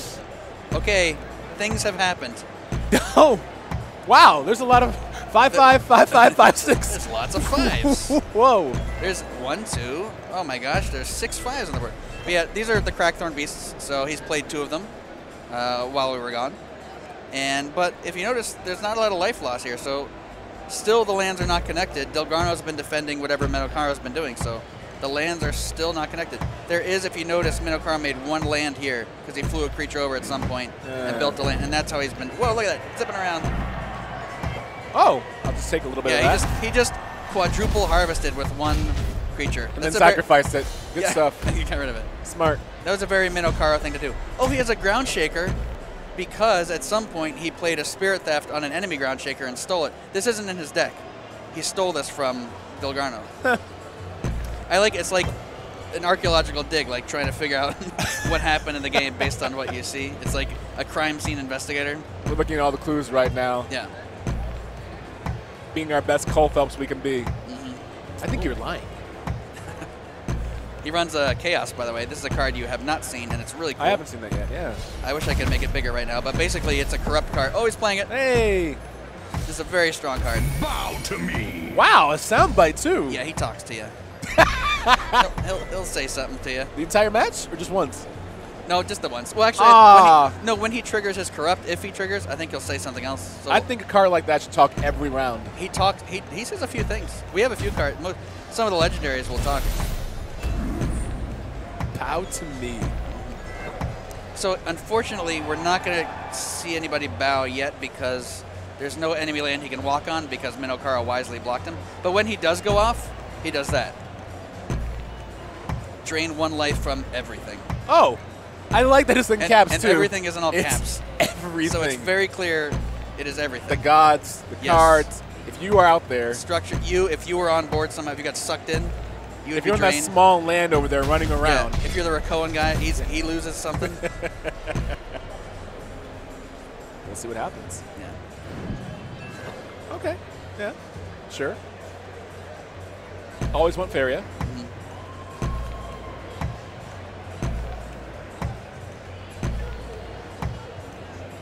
Thinking? Yeah. This is a point in the game where you'd love 60 more seconds. And we don't get to see Chaos say anything else, unfortunately. He's gone. Had a very small reign. Yeah, he's not much of an emperor, is he?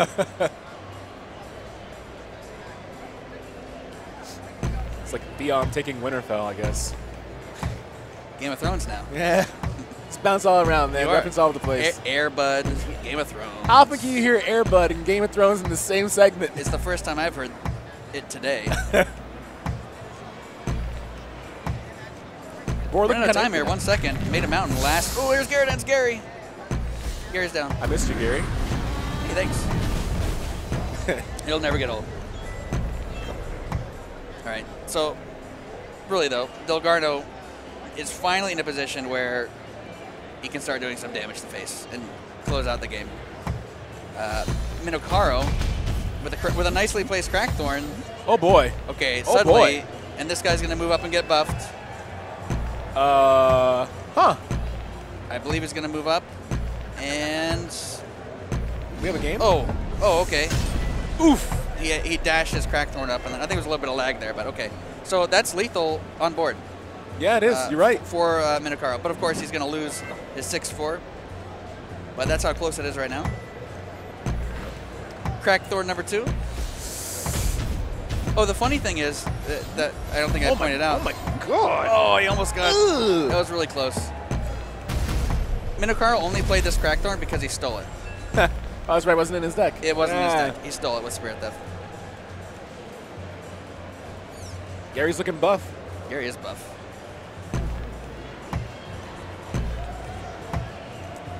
So that's a 3-turn timer for lethal with Gary. You decide, like right now, do you kill the 4/4 or do you just take face and take the damage? That's what he's thinking. That's what he's thinking about. I don't know what I do, honestly. I think I trade. Well, not trade, but he wants face. Goes face. So that's not a bad decision because, well, there's no movement. There's no movement tricks. So I don't know. I mean, we'll see how it works out. With the Soul Drain, well, I mean, with Cypher's Wrath, he's just going to clear off the 6/6. So Fair. If Minnow draws a movement, some kind of movement, and some kind of never mind, he heals. He's using Ruden's Guidance, so he healed for 5. So it's all out the window now. It doesn't matter anymore. But there could have been a lethal draw. Good draw for Delgarno. Yeah. Ooh. Okay. Soul Drains. Lots of Soul Drains. Lots of Soul Packs. Lots of Soul going on. These two cards work well together, like we're saying. Like you take 2 damage, then you get 2 life back. Something about Soul Train.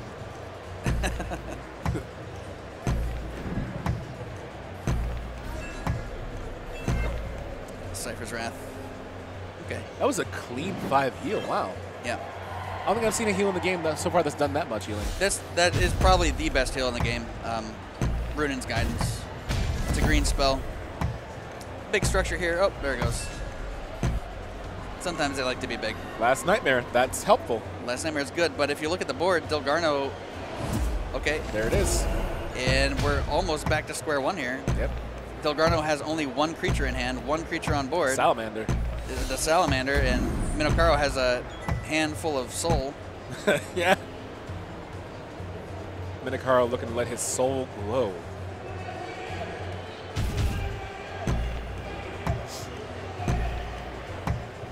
There's lots of screaming going on here at the convention. They're probably watching this, that's why. We have this screen showing all around the booth, and that's, yeah, people reacting. This is a tense matchup. Yeah. It is, though. It's just right now we're in the period where all the action happened, and now... More choking sand. Lots of choking sand. Oh, man, Minnow would love a creature. Oh, another Last Nightmare. He needs a creature. He's just not drawing them. He needs a flyer. He just can't get him. He has ways to mitigate things happening to him, but he has nothing to really help him. Yeah. Yeah. He has all these tools, but he has no, like, creatures. He has no foundation for damage, yeah. Yeah, yeah. Which I guess it keeps you in the game longer. I mean, you're already at 16 now, so... He's just lucky that Delgarno's in a spot where he doesn't have a lot going on either. There's the Salamander. That hurts really bad. That was his only creature. Another one waiting, too. Yeah. Just in case. Oh, my God. Okay. Okay, well, there's something. That's a creature he wants. I guess if you really don't like salamanders, you can just knock off both. Yeah. So... Embrace the wild wind. Oh, look at you talking that mess. Yeah, he talks too. He's talking about wild winds.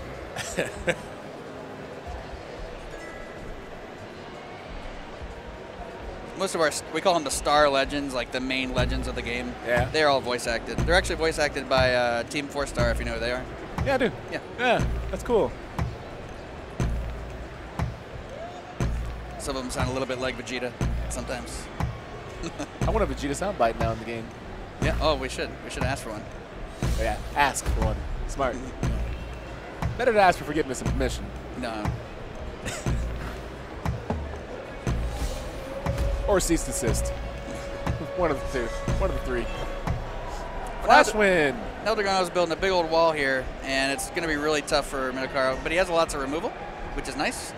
And choking sand can hit just about everything on board, so it's pretty much his pick of what he'd like to remove. Clear the board, get a good creature, flash win, get in position, do some damage, and just hope. Yeah, he's taking care of the Bone Collector first with Cullen, which is smart because it doesn't take any damage. Oh, he says that was a mistake. He didn't want to choking sand that, but I don't see why not. It was not a bad move. Maybe there's something I'm missing here, but normally he wouldn't say mistake unless maybe he's expecting something else to happen that he was waiting for. And yeah, or maybe he clicked wrong. I'm not sure. Sometimes you get those adrenaline rushes and you start. Yeah. Well, you got 30 seconds. So you gotta execute your plan. So late in the game right now, there's a lot of value in every turn, you know. So everything really does add up. Oh, for sure. So if this card hits the orb, hits the face, it has a special ability. It gives you a free Columns Follower, which has haste and can harvest. Yeah. So he's actually going to get free hit. Free hit. So he can use this to harvest, though, instead of going for face. So he could actually play it right here and move back and forth. He could play it over here. That's what he's going to do, it looks like. So, yeah, that's really good. Yeah. Now he's getting some creatures on board, doing some damage. He's at 7. Delgarno's at 7, so... And, like, for example, if he has to use the Cypher's Wrath to clear this, that's good because it's free. For him, it was free. Or a Salamander even. Oh, he's going to buff. And okay. Goodbye to Mr. Cullen. He's gone. In fact, it's a full board clear. At this point, we may even see Minnow surrender. I was going to say, yeah. I don't know, though. He doesn't really give up easily. And plus, no, he won't surrender because 7 health, right? He could sneak in and do 7 damage pretty easily. You got a chance, yeah. Right? Yeah, it's you got definitely 2 last nightmares in case you want to get rid of anything. Well, it's not 4-7 anymore. Now it's 4-4. Yeah. But yeah. The problem is this. If he plays this card, this is a heal. This is what gives him 5 health. That's going to feel bad when you see it happen. It's going to feel really gonna be bad. like, it's demoralizing. That's the word, right? Basically, yeah. You see 7, you think I have a turn, maybe like 2 turns. That may be the surrender trigger. Because then you have the fresh mind of going into your fresh deck of your red and blue and just thinking, I'll just win with that. Yep. He has...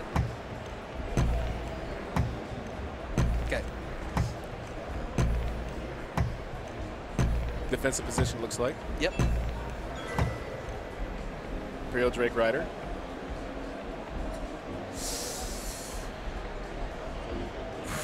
Two last night more Windboard champion Imperial Drake Rider. If he were able to get some, see the problem is he used a lot of his movement tricks earlier. He has one here in Windborne Champion.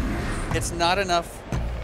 Oh, he moved the enemy creature. That's going to be 5 damage, but it's not enough there. I'm not sure what his plan was. I thought he was going to move. Okay, that's fine. It doesn't make much of a difference. It just means that this thing can't move forward and attack or block or anything. I think he's stalling for one good draw. Yeah. You know? Yeah. And the important thing is he wants to keep this space clear because this can move all the way up and attack. So if he doesn't block here, that's 5 guaranteed damage, and 2 more wins the game.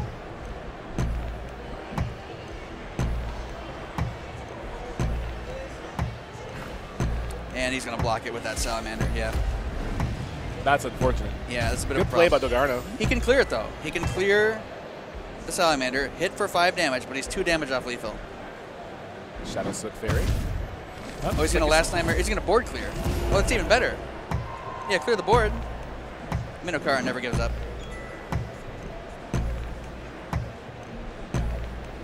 He's thinking. Yeah, he's thinking face or clear board. What would you do? I'd clear board. I'd clear board. I clear board. I mean, we've been a 7 for. Oh! He disagrees. He disagrees with us. Okay. So 2 damage wins it. If Minnow wins this, it's over. He wins the tournament. He wants to win. He wants to win. Earlier we were saying, oh, maybe he surrenders, and now look. Now he's about to win. Oh, we didn't. There it is, the Freiburg with that. Oh, I thought he was going to heal with that. That's okay. Where's? Oh my gosh, there's some fatigue damage. He's out of cards. He says well played. He's out of cards. No more event. Is there a way? Oh, he has removal. It's over. Oh! Forgot about that. Yeah. That's wild. I didn't see that actually. Wow. Good match. That was really good. That was sick. I saw the fatigue damage and I'm like, oh, he's out of cards. Now it's over. He has no tools. But no, he was able to remove it. And yeah, get Last Nightmare. And the thing was, the key was not to not block that area. And he blocked the area. And then, yeah. Good he stuff. tried. Like Delgarno did the right thing. He tried to block. Well, dude. But he just had the removal. Gary, this has been fantastic. Yep. Absolute pleasure. The first one you said ever? First at a convention. Hoping to last. Hopefully not the last. Yeah. Thank you for doing this with me. You were Thank you very much, Adrian. It's been a pleasure. Of course. Everyone, you saw the high-level action in that area, and you saw the entry-level stuff. So now that you have both viewpoints, I think you know what to do. Get the game. And again, one more time, where can they get it? Faria.com, or just search for Faria on Steam. Cool. That's it for that. Thank you for watching the tournament, but don't go anywhere because in about probably less than 5 minutes, we're going to have some interesting stuff happening right here on twitch.tv/versus Evil at PAX East Boston. Stay tuned, please.